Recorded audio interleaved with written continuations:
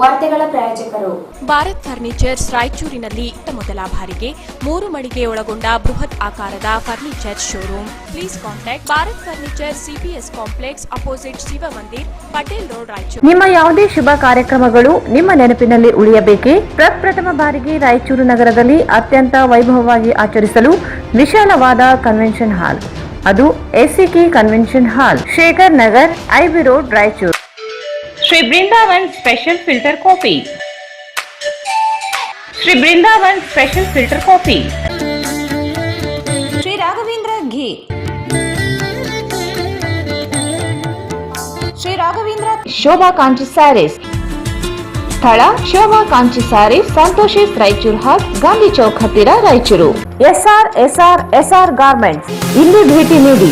S R garment classic collection for kids, women and men, beside vegetable market, cloth bazaar, Raichur. Qnix Computer, a government of Karnataka enterprises. Amir Trading Complex, opposite ZP Meeting Hall, South Kacheri Link Road, Raichur.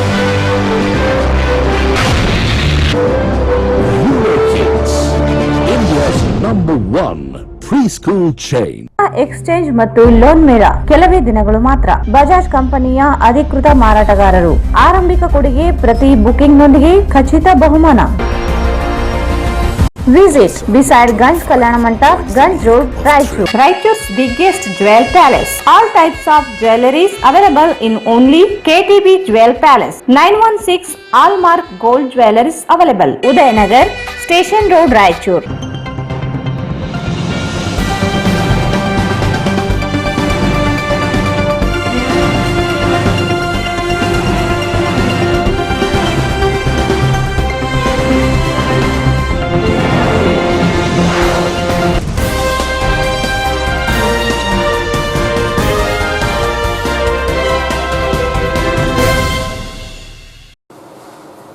ನಮಸ್ಕಾರ. ವಾರ್ತೆಗಳಿಗೆ ಸ್ವಾಗತ. ಮೊದಲಿಗೆ ಮುಖ್ಯಾಂಶಗಳು.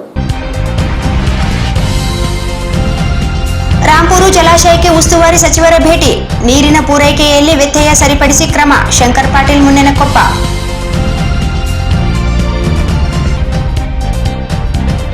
ಜಿಲ್ಲಾ ಕಾರ್ಯನಿರತ ಪತ್ರಕರ್ತರ ಸಂಘದ ನೂತನ ಪದಾಧಿಕಾರಿಗಳ ಪದಗ್ರಹಣ. ಸತ್ಯದ ಹಾದಿಯಲ್ಲಿ ಮುನ್ನಡೆದ ಸಮಾಜಕ್ಕೆ ಮಾದರಿಯಾಗಿ. ಶಂಕರ್ ಪಾಟೀಲ್.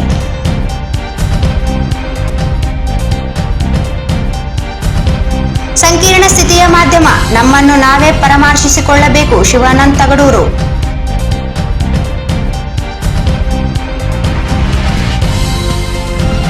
ಏಮ್ಸ್ ಹೋರಾಟ ಸ್ಥಳಕ್ಕೆ ಸಚಿವ ಶಾಸಕರುಗಳ ಭೇಟಿ. ಸಿಎಂ ಬಳಿ ನಿಯೋಗ ತೆರಳಲು ವ್ಯವಸ್ಥೆ ಮಾಡುವುದಾಗಿ ಮುನ್ನೆನಕೊಪ್ಪ ಭರವಸೆ.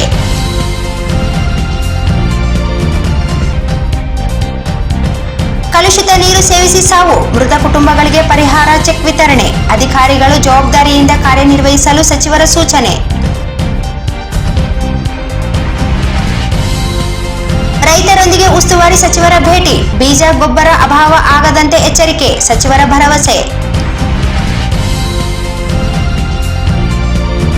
ಪತ್ರಕರ್ತರ 2022-25ನೇ ಸಾಲಿನ ಪದಾಧಿಕಾರಿಗಳ ಪದಗ್ರಹಣ ಸಮಾರಂಭದಲ್ಲಿ ಕುಮಾರಿ ವೈಷ್ಣವಿ ದೇಶಪಾಂಡೆ ಅವರಿಂದ ಸಂಗೀತ ಕಾರ್ಯಕ್ರಮ. ಕರ್ನಾಟಕ ಸಾಹಿತ್ಯ ಅಕಾಡೆಮಿ ರಾಜ್ಯ ಮಟ್ಟದ ಪ್ರಶಸ್ತಿ ಪ್ರದಾನ ಸಮಾರಂಭ. ಕನ್ನಡ ಸಾಹಿತ್ಯದಲ್ಲಿರುವ ಸಮಗ್ರತೆ ಬೇರೆ ಸಾಹಿತ್ಯದಲ್ಲಿ ಇಲ್ಲ. ಎಚ್.ಎಸ್. ಶಿವಪ್ರಕಾಶ್. 2ನೇ ದಿನ ಮುಂಗಾರು ಹಬ್ಬ. ಮುಂಗಾರು ಹಬ್ಬ ಸರ್ಕಾರದ ಮಟ್ಟದಲ್ಲಿ ಆಚರಣೆ ಮಾಡಲು ಪ್ರಾಮಾಣಿಕ ಪ್ರಯತ್ನ. ಮುನ್ನೆನಕೊಪ್ಪ.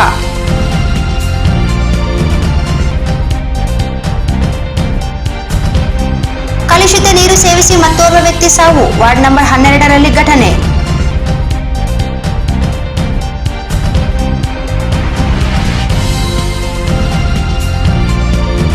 ಮತ್ತು ಮನ್ಸ್ಲಾಪುರ್ ಗೇಟ್ ಬಳಿ ರೈಲಿಗೆ ಬಿದ್ದು ಯುವಕ ಸಾವು.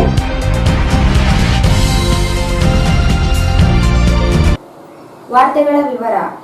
ಕಲುಷಿತ ನೀರು ಪೂರೈಕೆಯಿಂದ ಜನರು ಅಸ್ವಸ್ಥಗೊಂಡು 5 ಜನರು ಸಾವಿಗೀಡಾದ ಘಟನೆ ಹಿನ್ನೆಲೆಯಲ್ಲಿ ಉಸ್ತುವಾರಿ ಸಚಿವ ಶಂಕರ್ ಪಾಟೀಲ್ ಮುನ್ನೆನಕೊಪ್ಪ ಇಂದು ರಾಂಪುರು ಶುದ್ಧೀಕರಣಕ್ಕೆ ಭೇಟಿ ನೀಡಿ ಸ್ವತಃ ನೀರು ಸೇವಿಸಿ ಪರೀಕ್ಷೆ ನಡೆಸಿದರು. ಶುದ್ಧೀಕರಣ ಘಟಕದಿಂದ ಪೂರೈಕೆಯಾಗುತ್ತಿರುವ ನೀರಿನಲ್ಲಿ ಆಗಿರುವ ಲೋಪಗಳ ಕುರಿತು ಅಧಿಕಾರಿಗಳಿಂದ ಮಾಹಿತಿ ಪಡೆದರು. ಪೂರೈಕೆ ವ್ಯವಸ್ಥೆ ಸುಧಾರಣೆಗೆ ಜಿಲ್ಲಾಡಳಿತ ಮತ್ತು ನಗರಸಭೆ ಕೈಗೊಂಡಿರುವ ಕ್ರಮಗಳ ಕುರಿತು ಸಮಾಲೋಚನೆ ನಡೆಸಿದರು. ಶುದ್ಧೀಕರಣ ಘಟಕದ ಶುದ್ಧೀಕರಣದಿಂದ ಉದ್ಭವಿಸಿರುವ ಸಮಸ್ಯೆಗೆ ಕಾರಣಗಳನ್ನು ಹೇಳುವಂತೆ ಅಧಿಕಾರಿಗಳಿಗೆ ತಾಕೀತು ಮಾಡಿದರು.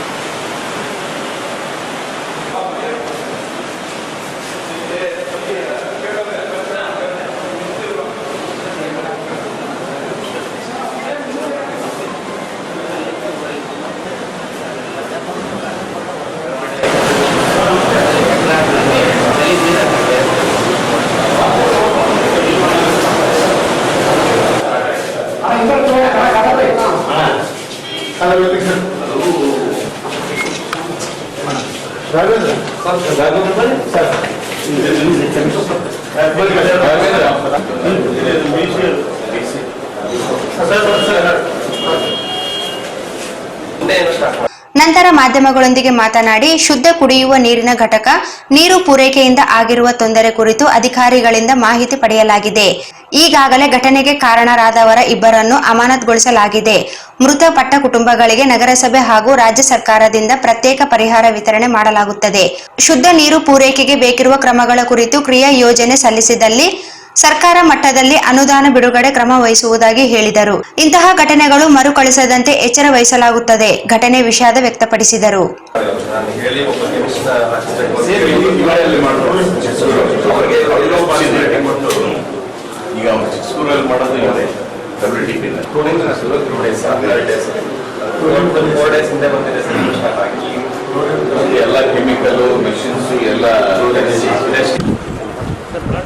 ಈ ಸಂದರ್ಭದಲ್ಲಿ ಶಾಸಕ ಡಾ ಶಿವರಾಜ್ ಪಾಟೀಲ್, ಸಂಸದ ರಾಜಾ ಅಮರೇಶ್ವರ್ ನಾಯಕ್, ನಗರಸಭೆ ಅಧ್ಯಕ್ಷ ಲಲಿತಾ ಕಡಗೋಳು ಆಂಜನೇಯ, ಉಪಾಧ್ಯಕ್ಷ ನರಸಮ್ಮ ನರಸಿಂಹಲು ಮಾಡಗಿರಿ, ಬಿಜೆಪಿ ಜಿಲ್ಲಾಧ್ಯಕ್ಷ ರಮಾನಂದ್ ಯಾದವ್, ರವೀಂದ್ರ ಜಾಲ್ದಾರ್, ಶಶಿರಾಜ್ ಸೇರಿದಂತೆ ನಗರಸಭೆ ಸದಸ್ಯರು, ಸಿಬ್ಬಂದಿಗಳು, ಅಧಿಕಾರಿಗಳು ಇದ್ದರು.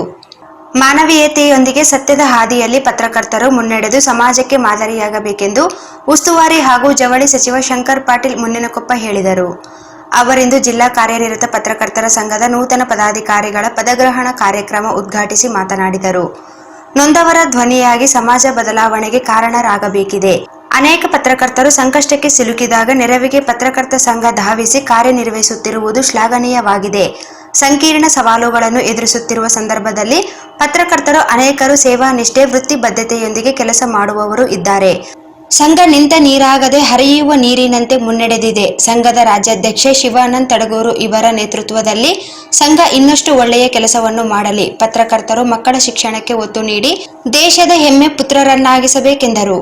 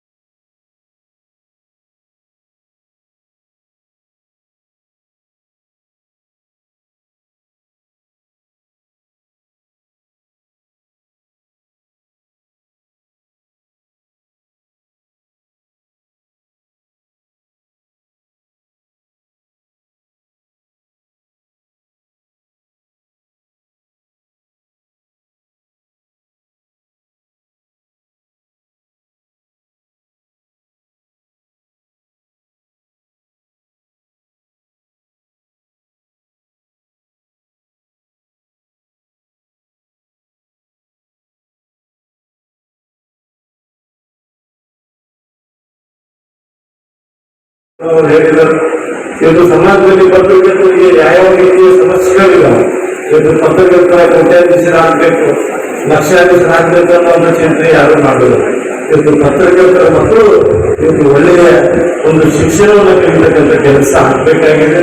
ಇವತ್ತು ಶಿಕ್ಷಣದಿಂದ ಒಂದು ಕ್ರಾಂತಿ ಅನ್ನುವಂಥದ್ದನ್ನ ಇವತ್ತು ನಮ್ಮ ಜೀವನದಲ್ಲಿ ಅಳವಡಿಸ್ಕೊಂಡು ಇವತ್ತು ನಿಮ್ಮ ಮುಂದಿನ ಭವಿಷ್ಯದ ಮಕ್ಕಳು ಈ ಪತ್ರಕರ್ತರ ಮಕ್ಕಳು ಹೆಂಗಿರಬೇಕು ಮುಂದಿನ ದಿನಮಾನದಲ್ಲಿ ಅಂತಂದ್ರೆ ಈ ಭಾರತ ದೇಶದ ಇವತ್ತು ಭಾರತ ಮಾತೆಯ ಹೆಮ್ಮೆ ಕೊಡ್ತಕ್ಕಂಥ ಮಕ್ಕಳು ಈ ಕರ್ನಾಟಕ ರಾಜ್ಯ ಪತ್ರಕರ್ತರ ಮಕ್ಕಳು ಆಗ್ಬೇಕು ಅನ್ನುವಂತ ಒಂದು ವಿನಂತಿಯನ್ನು ಕೂಡ ನಾನು ಈ ಸಂದರ್ಭದಲ್ಲಿ ಮಾಡ್ಕೊಳ್ಬೇಕಾಗುತ್ತೆ.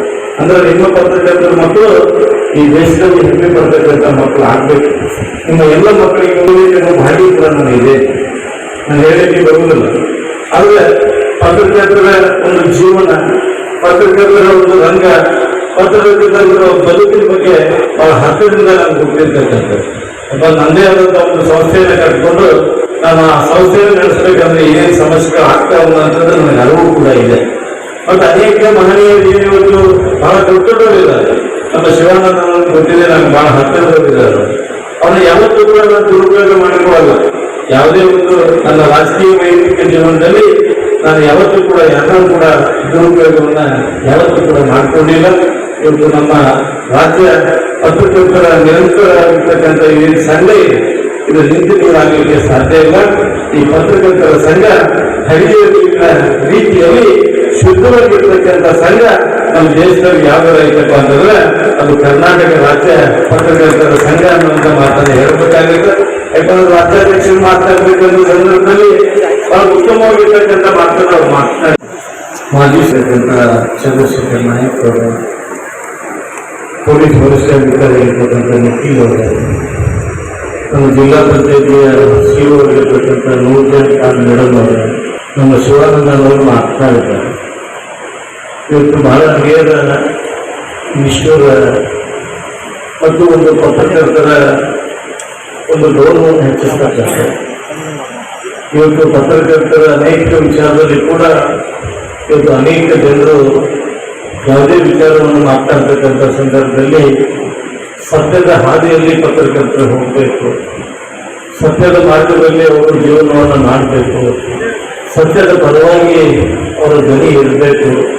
ಅದರ ಜೊತೆಯಾಗಿ ಮಾನವೀಯ ಮೌಲ್ಯವನ್ನು ಇಟ್ಟುಕೊಂಡು ನಮ್ಮ ಯಾವುದೇ ಒಂದು ಜೀವನದ ಉದ್ದಕ್ಕೂ ಕೂಡ ನಾವು ನೊಂದವರ ಧ್ವನಿ ಆಗಬೇಕು ಅನ್ನುವಂಥ ಅನೇಕ ಸಲಹೆ ಸೂಚನೆಗಳನ್ನು ಕೂಡ ಅವರು ಇವತ್ತು ನಮಗೆ ಕೊಟ್ಟಿದ್ದಾರೆ.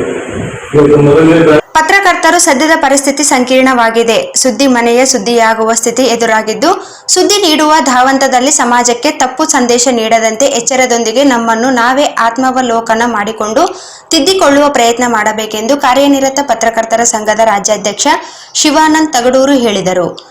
ಅವರಿಂದು ಪಂಡಿತ್ ಸಿದ್ದರಾಮ ಜಂಬಲ್ದಿನ್ನಿ ರಂಗಮಂದಿರದಲ್ಲಿ ಆಯೋಜಿಸಲಾಗಿದ್ದ ಜಿಲ್ಲಾ ಘಟಕದ ನೂತನ ಪದಗ್ರಹಣ ಕಾರ್ಯಕ್ರಮದಲ್ಲಿ ಪ್ರತಿಜ್ಞಾ ನಿಧಿ ಬೋಧಿಸಿ ಮಾತನಾಡಿದರು. ವೃತ್ತಿ ಪ್ರಾಮಾಣಿಕತೆ ಉಳಿಸಿಕೊಳ್ಳುವುದೇ ಸವಾಲಿನ ಕೆಲಸವಾಗಿದೆ.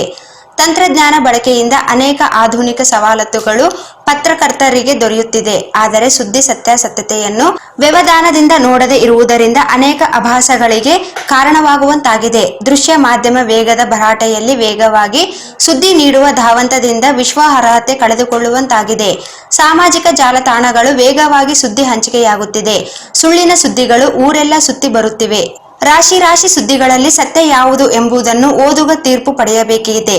ಈ ಮಧ್ಯೆಯೇ ನಕಲಿ ಪತ್ರಕರ್ತರ ಹಾವಳಿ ಹೆಚ್ಚಾಗಿ ಹೋಗಿದೆ. ಬ್ಲ್ಯಾಕ್ಮೆನ್ ಪತ್ರಿಕೋದ್ಯಮದಿಂದ ಗೌರವ ಕಳೆದುಕೊಳ್ಳುವಂತಾಗಿದೆ. ಸುದ್ದಿ ಮನೆಯ ಸ್ಥಿತಿಯನ್ನು ನಾವೇ ಸುಧಾರಿಸಿಕೊಳ್ಳಬೇಕಿದೆ. ನಮ್ಮನ್ನು ನಾವು ಪರಿವರ್ತನೆಗೆ ಒಳಪಡಿಸಿಕೊಳ್ಳಬೇಕಿದೆ ಎಂದರು.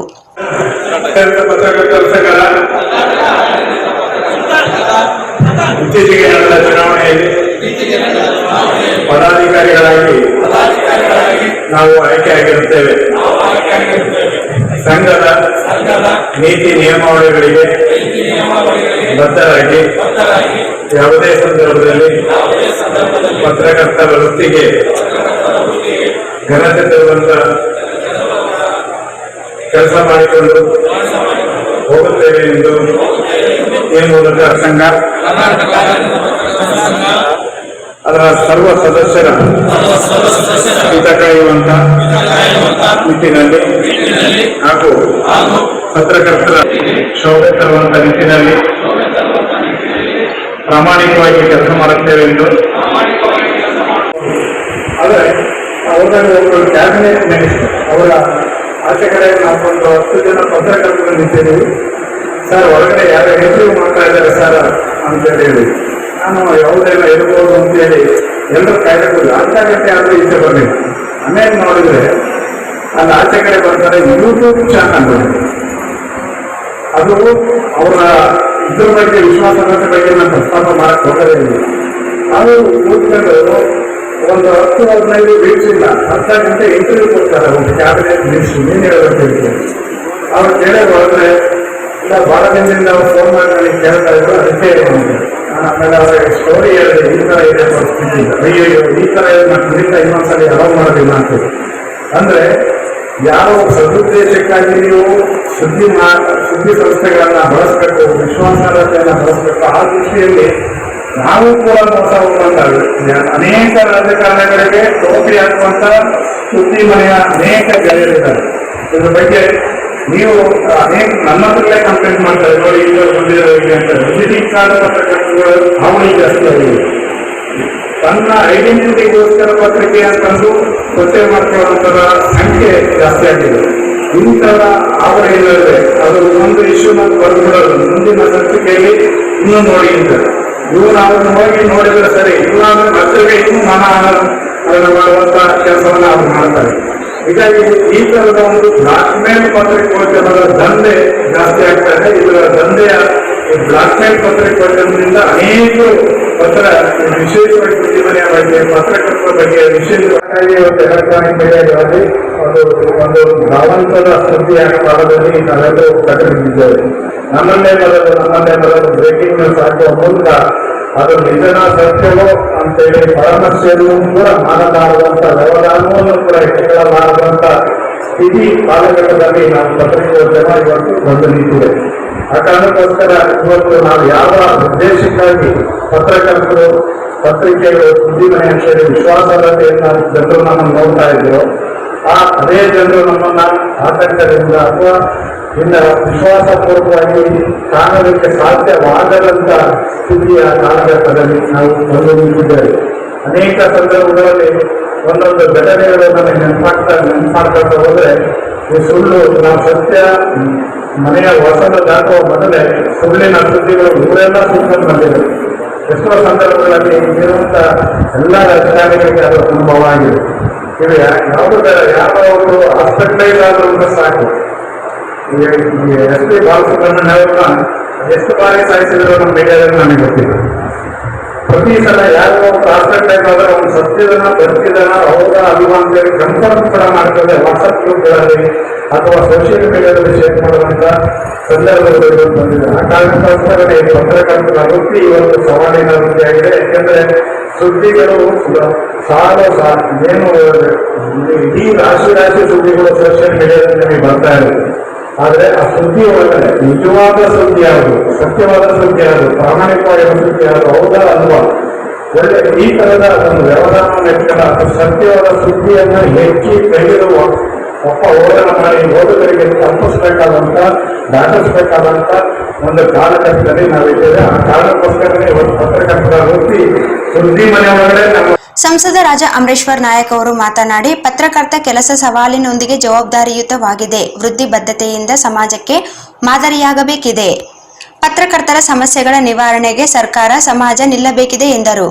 ವೇದಿಕೆಯಲ್ಲಿ ನೂತನ ಪದಾಧಿಕಾರಿಗಳಿಗೆ ಸನ್ಮಾನಿಸಿ ಗೌರವಿಸಲಾಯಿತು. ಶಾಸಕರುಗಳಾದ ಕೆ ಶಿವನಗೌಡ ನಾಯಕ್, ಡಾಕ್ಟರ್ ಶಿವರಾಜ್ ಪಾಟೀಲ್, ದದ್ದಲ್ ಬಸನಗೌಡ, ರಾಜ ವೆಂಕಟಪ್ಪ ನಾಯಕ್, ವೆಂಕಟರಾವ್ ನಾಡಗೌಡ, ವಿಧಾನ ಪರಿಷತ್ ಮಾಜಿ ಸದಸ್ಯ ಎನ್ಎಸ್ ಬೋಸರಾಜ್, ಜಿಲ್ಲಾಧಿಕಾರಿ ಚಂದ್ರಶೇಖರ್ ನಾಯಕ್, ಜಿಲ್ಲಾ ಪೊಲೀಸ್ ವರಿಷ್ಠಾಧಿಕಾರಿ ನಿಖಿಲ್ ಬಿ, ಜಿಲ್ಲಾ ಪಂಚಾಯಿತಿ ಮುಖ್ಯ ಕಾರ್ಯನಿರ್ವಾಹಕ ಅಧಿಕಾರಿ ನೂರ್ ಜಹರ್ ಖಾನಂ, ಪತ್ರಕರ್ತರ ಸಂಘದ ನೂತನ ಅಧ್ಯಕ್ಷ ಆರ್ ಗುರುನಾಥ್, ಪ್ರಧಾನ ಕಾರ್ಯದರ್ಶಿ ಎಂ ಪಾಷಾ ಹಟ್ಟಿ ಸೇರಿದಂತೆ ನೂತನ ಪದಾಧಿಕಾರಿಗಳು ವೇದಿಕೆಯಲ್ಲಿದ್ದರು. ಕಾರ್ಯಕ್ರಮವನ್ನು ಸಣ್ಣ ಈರಣ್ಣ, ವೆಂಕಟೇಶ್ ಹೂಗಾರ್ ನಿರೂಪಿಸಿದರು.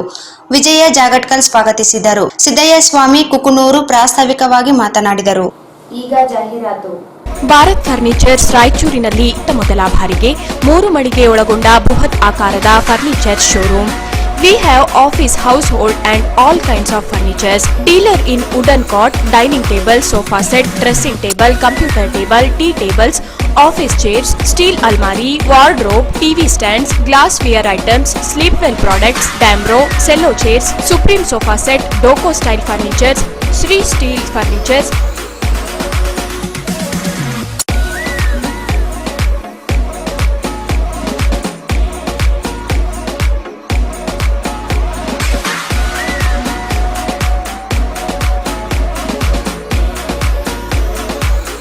For more details, please contact Bharat Furniture CPS Complex opposite Shiva Mandir, Patel Road, Raichur. Mobile number 9880240959, 9880240956, 8892589596.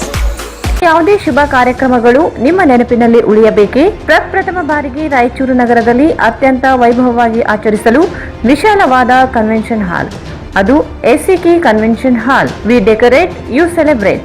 ಸಂಪೂರ್ಣ ಏರ್ ಕಂಡೀಷನರ್ ಹಾಲ್ ಇದಾಗಿದ್ದು 600ರಿಂದ 800 ಆಸನಗಳನ್ನು ಹೊಂದಿದ್ದು ಪ್ರತ್ಯೇಕವಾದ ಡೈನಿಂಗ್ ಹಾಲ್ ಹೊಂದಿದೆ. ನಮ್ಮಲ್ಲಿ naming ceremony, engagement, marriage, reception, college seminars, corporate events, product launching, brand promotion, get together parties, ಇನ್ನು ಹಲವು ರೀತಿಯ ಫಂಕ್ಷನ್ಸ್ ಇಲ್ಲಿ ಮಾಡಬಹುದು. ವಿಶಾಲವಾದ ಪಾರ್ಕಿಂಗ್ ವ್ಯವಸ್ಥೆ ಹೊಂದಿದ್ದು ರೈಲ್ವೆ ಸ್ಟೇಷನ್ ಮತ್ತು ಬಸ್ ಸ್ಟ್ಯಾಂಡ್ಗೆ ಹತ್ತಿರವಿದೆ.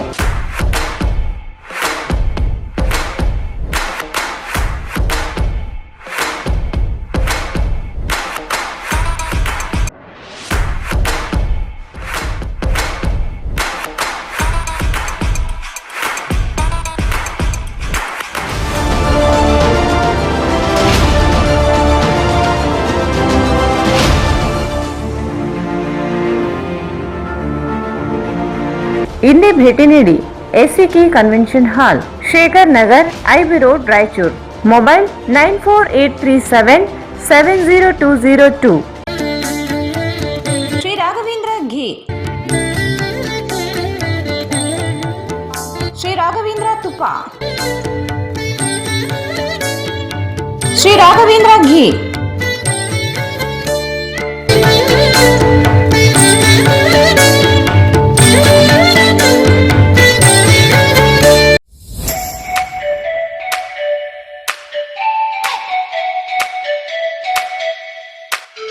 Shri Brindavan Special Filter Coffee.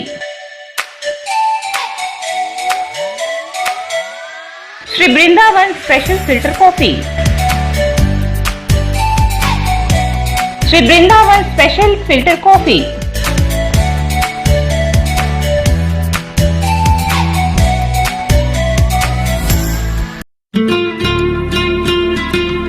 Shobha Kanchi saris, ಹಿಂದೆಂದೂ ನೋಡದ ಹಲವು ರಾಜ್ಯಗಳ ವಿವಿಧ ರೀತಿಯ ರೇಷ್ಮೆ ಸೀರೆಗಳು, ಅತ್ಯದ್ಭುತವಾದ ವಿನ್ಯಾಸದ ಜೊತೆಗೆ ಗುಣಮಟ್ಟವುಳ್ಳ ಸೀರೆಗಳು ಈಗ ನಿಮ್ಮ ಶೋಭಾ ಕಾಂಚಿ ಸ್ಯಾರೀಸ್ ನಲ್ಲಿ ಮಾತ್ರ ಲಭ್ಯ.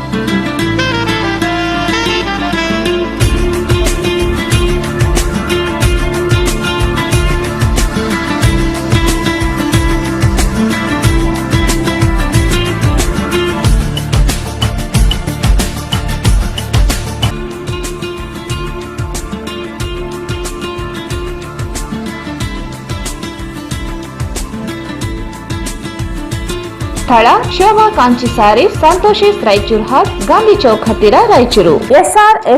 ಎಸ್ಆರ್ ಗಾರ್ಮೆಂಟ್ಸ್ ಈಗ ರಾಯಚೂರಿನಲ್ಲಿ ಜನವರಿ 15ರಿಂದ ಅದ್ದೂರಿಯಾಗಿ ಪ್ರಾರಂಭಿಸಿದೆ.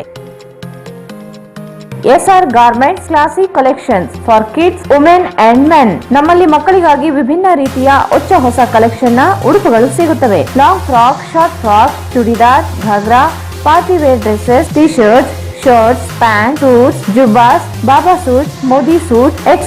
Ladies wear for chudidar, palak chudidar, Karachi chudidar, patiala, leggings, tops, jeans tops, kurtis, ghagra, fancy ghagra, party wear and daily wear dresses available. For men's wear, shirts, t-shirts, round neck t-shirt, collar t-shirts, jeans pants, cotton jeans, jubba pajamas, suits, sherwani, party wear and daily wear dresses available. For all item limited stock.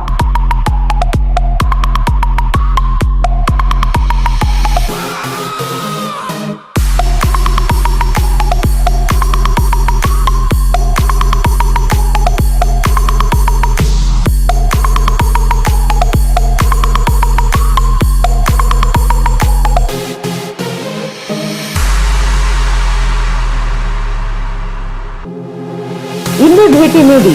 SR Garment Classic Collection for Kids, Women and Men. Beside Vegetable Market, Cloth Bazaar, Raichur. Mobile 9986267919 9916920786. Qnix Computer, a Government of Karnataka enterprises. Gain future ready skills. Artificial intelligence with Python. 4-month certificate program 2022. AWS certified cloud practitioner. Eligibility graduate, postgraduates, MSc, MBA, MCA, BE, BTech, BCA, BSc. Training with IIT, IIM professors. Enroll now. Admissions started. Only 20 seats available. For more details, contact Qnix Computer, a Government of Karnataka enterprises. Amir Trading Complex, opposite ZP Meeting Hall, South Kacheri Link Road, Raichur. Cell number 98861 42541. Phone number 08532 200 325 229460.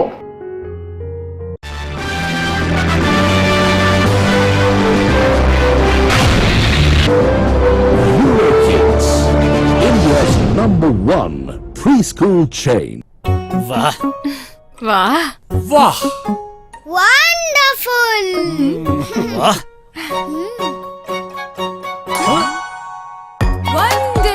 A Eurokid learns words with movements and actions, which helps increase vocabulary up to 4 times. Eurokids Early School. Right start, flying start. Wonderful Balabar, Labu, Bubble, Bubble, so bubble. Bye. A Eurokid is taught words using phonetics and other teaching techniques for better understanding and better recall. Eurokids Early School. Right start, flying start. Bubble. 5, 6 6, 7, 8, 9, 10. Good job. These are 2. A Eurokid is taught numbers by value for better understanding and faster recall. Eurokids Early School. Right start, flying start. ಮಹಾ exchange ಮತ್ತು loan ಮೇಳ ಕೆಲವೇ ದಿನಗಳು ಮಾತ್ರ. ಸಮಸ್ತ ನಾಗರಿಕರಿಗೆ ದೀಪಾವಳಿ ಹಬ್ಬದ ಶುಭಾಶಯಗಳು. ರಾಯಚೂರು ಜಿಲ್ಲೆಯ ಜನತೆಗೆ ಸಿಹಿ ಸುದ್ದಿ. ಶ್ರೀ ಬಾಲಾಜಿ ಬಜಾಜ್ ಕಂಪನಿಯ ಅಧಿಕೃತ ಮಾರಾಟಗಾರರು. ಆರಂಭಿಕ ಕೊಡುಗೆ ಪ್ರತಿ ಬುಕಿಂಗ್ ನೊಂದಿಗೆ ಖಚಿತ ಬಹುಮಾನ. ನಮ್ಮಲ್ಲಿ ಎಲ್ಲ ತರಹದ ಬಜಾಜ್ ಕಂಪನಿಯ ಬೈಕ್ಗಳು ದೊರೆಯುತ್ತವೆ. Avenger 200 DTSI, Platina 125 DTSI, Pulsar 200 DTSI, Pulsar 220S, XCD 125, Discover 150 DTSI and all types of Discover bikes available.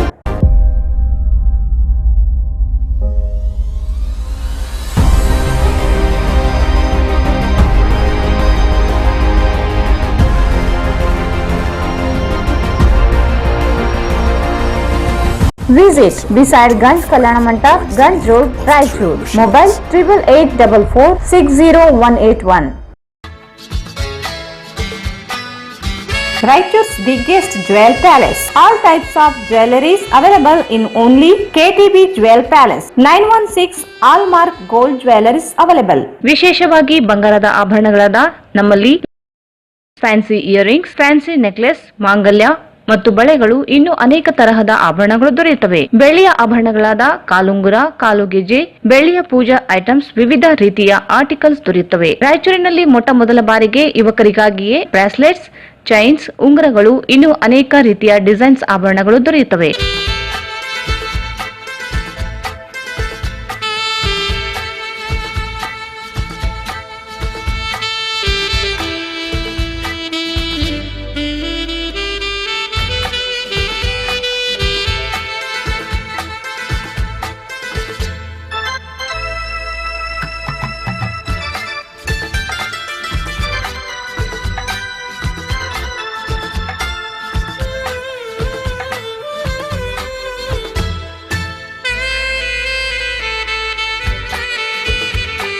Visit KTB Jewel Palace, Udayanagar, Station Road, Raichur. Mobile 8123 535300.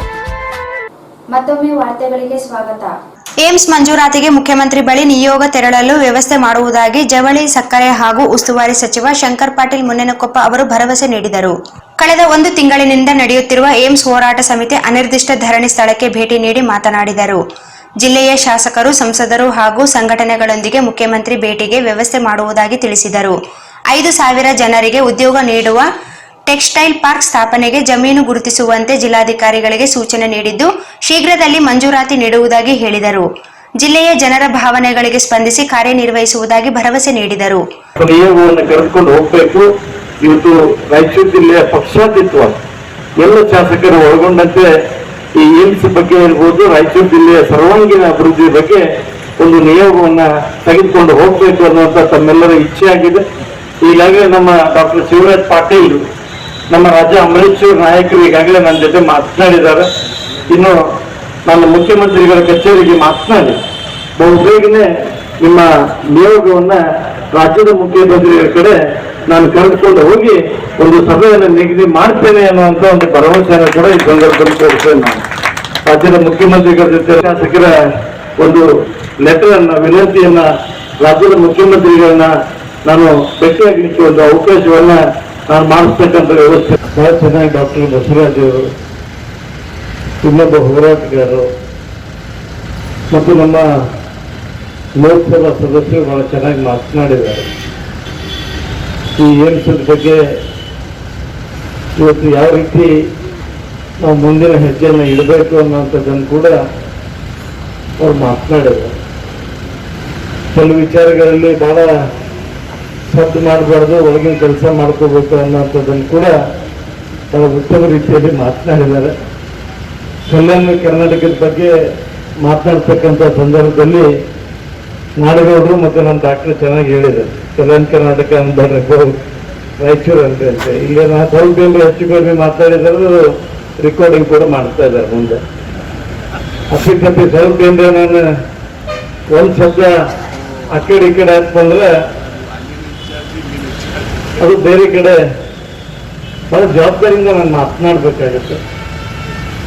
ಇವತ್ತು ನಿಮ್ಮೆಲ್ಲರ ಒಂದು ಅಪೇಕ್ಷೆಗೆ ತಕ್ಕ ಹಾಗೆ ಇವತ್ತು ಇಡೀ ಭಾರತ ದೇಶದಲ್ಲಿ ಅತ್ಯಂತ ಮಹತ್ವಾಕಾಂಕ್ಷಿ ಜಿಲ್ಲೆಯಲ್ಲಿ ಇವತ್ತು ನಮ್ಮ ಯಾದಗಿರಿ ಮತ್ತು ರಾಯಚೂರು ಜಿಲ್ಲೆ ಇವತ್ತು ಆ ಪಟ್ಟಿಯಲ್ಲಿ ಇರ್ತಕ್ಕಂಥದ್ದು ಈ ಭಾಗಕ್ಕೆ ನ್ಯಾಯ ಸಿಗ್ತೈತೆ ಅನ್ನುವಂಥ ಒಂದು ವಿಶ್ವಾಸದ ಮಾತನ್ನು ಹೇಳಲಿಕ್ಕೆ ಬಯಸ್ತೇನೆ ನಾನು. ಯಾಕಂದ್ರೆ ನರೇಂದ್ರ ಮೋದಿಯವರ ಈ ಭಾರತ ದೇಶದಲ್ಲಿ, ಇಡೀ ಭಾರತದಲ್ಲಿ 100 ಜಿಲ್ಲೆಗಳನ್ನು ಆಯ್ಕೆ ಮಾಡ್ತಕ್ಕಂಥದ್ರಲ್ಲಿ ನಮ್ಮ ರಾಯಚೂರು ಜಿಲ್ಲೆ ಇರ್ತಕ್ಕಂಥದ್ದು ಮತ್ತು ಇದೇ ಲೋಕಸಭಾ ಸದಸ್ಯರ ಹೆಚ್ಚಿನ ಒಂದು ವಿಧಾನಸಭಾ ಕ್ಷೇತ್ರ ಇರ್ತಕ್ಕಂಥ ಯಾದಗಿರಿ ಜಿಲ್ಲೆ ಕೂಡ ಇವತ್ತು ಆಯ್ಕೆ ಆಗಿರ್ತಕ್ಕಂಥ. ಅಂದರೆ ರಾಜಾ ಅಂಬರೀಶ್ ಅವರು ಎಲ್ಲಿ ಪ್ರತಿನಿಧಿಸ್ತಾರೆ ಅದು ದೇಶದಲ್ಲಿ ಮಹತ್ವಾಕಾಂಕ್ಷಿ ಜಿಲ್ಲೆ ಆಗ್ತೈತೆ ಅನ್ನೋಂಥ ಒಂದು ವಿಶ್ವಾಸದ ಮಾತನ್ನು ನಾನು ಹೇಳಕ್ಕೆ ಬಯಸ್ತೇನೆ.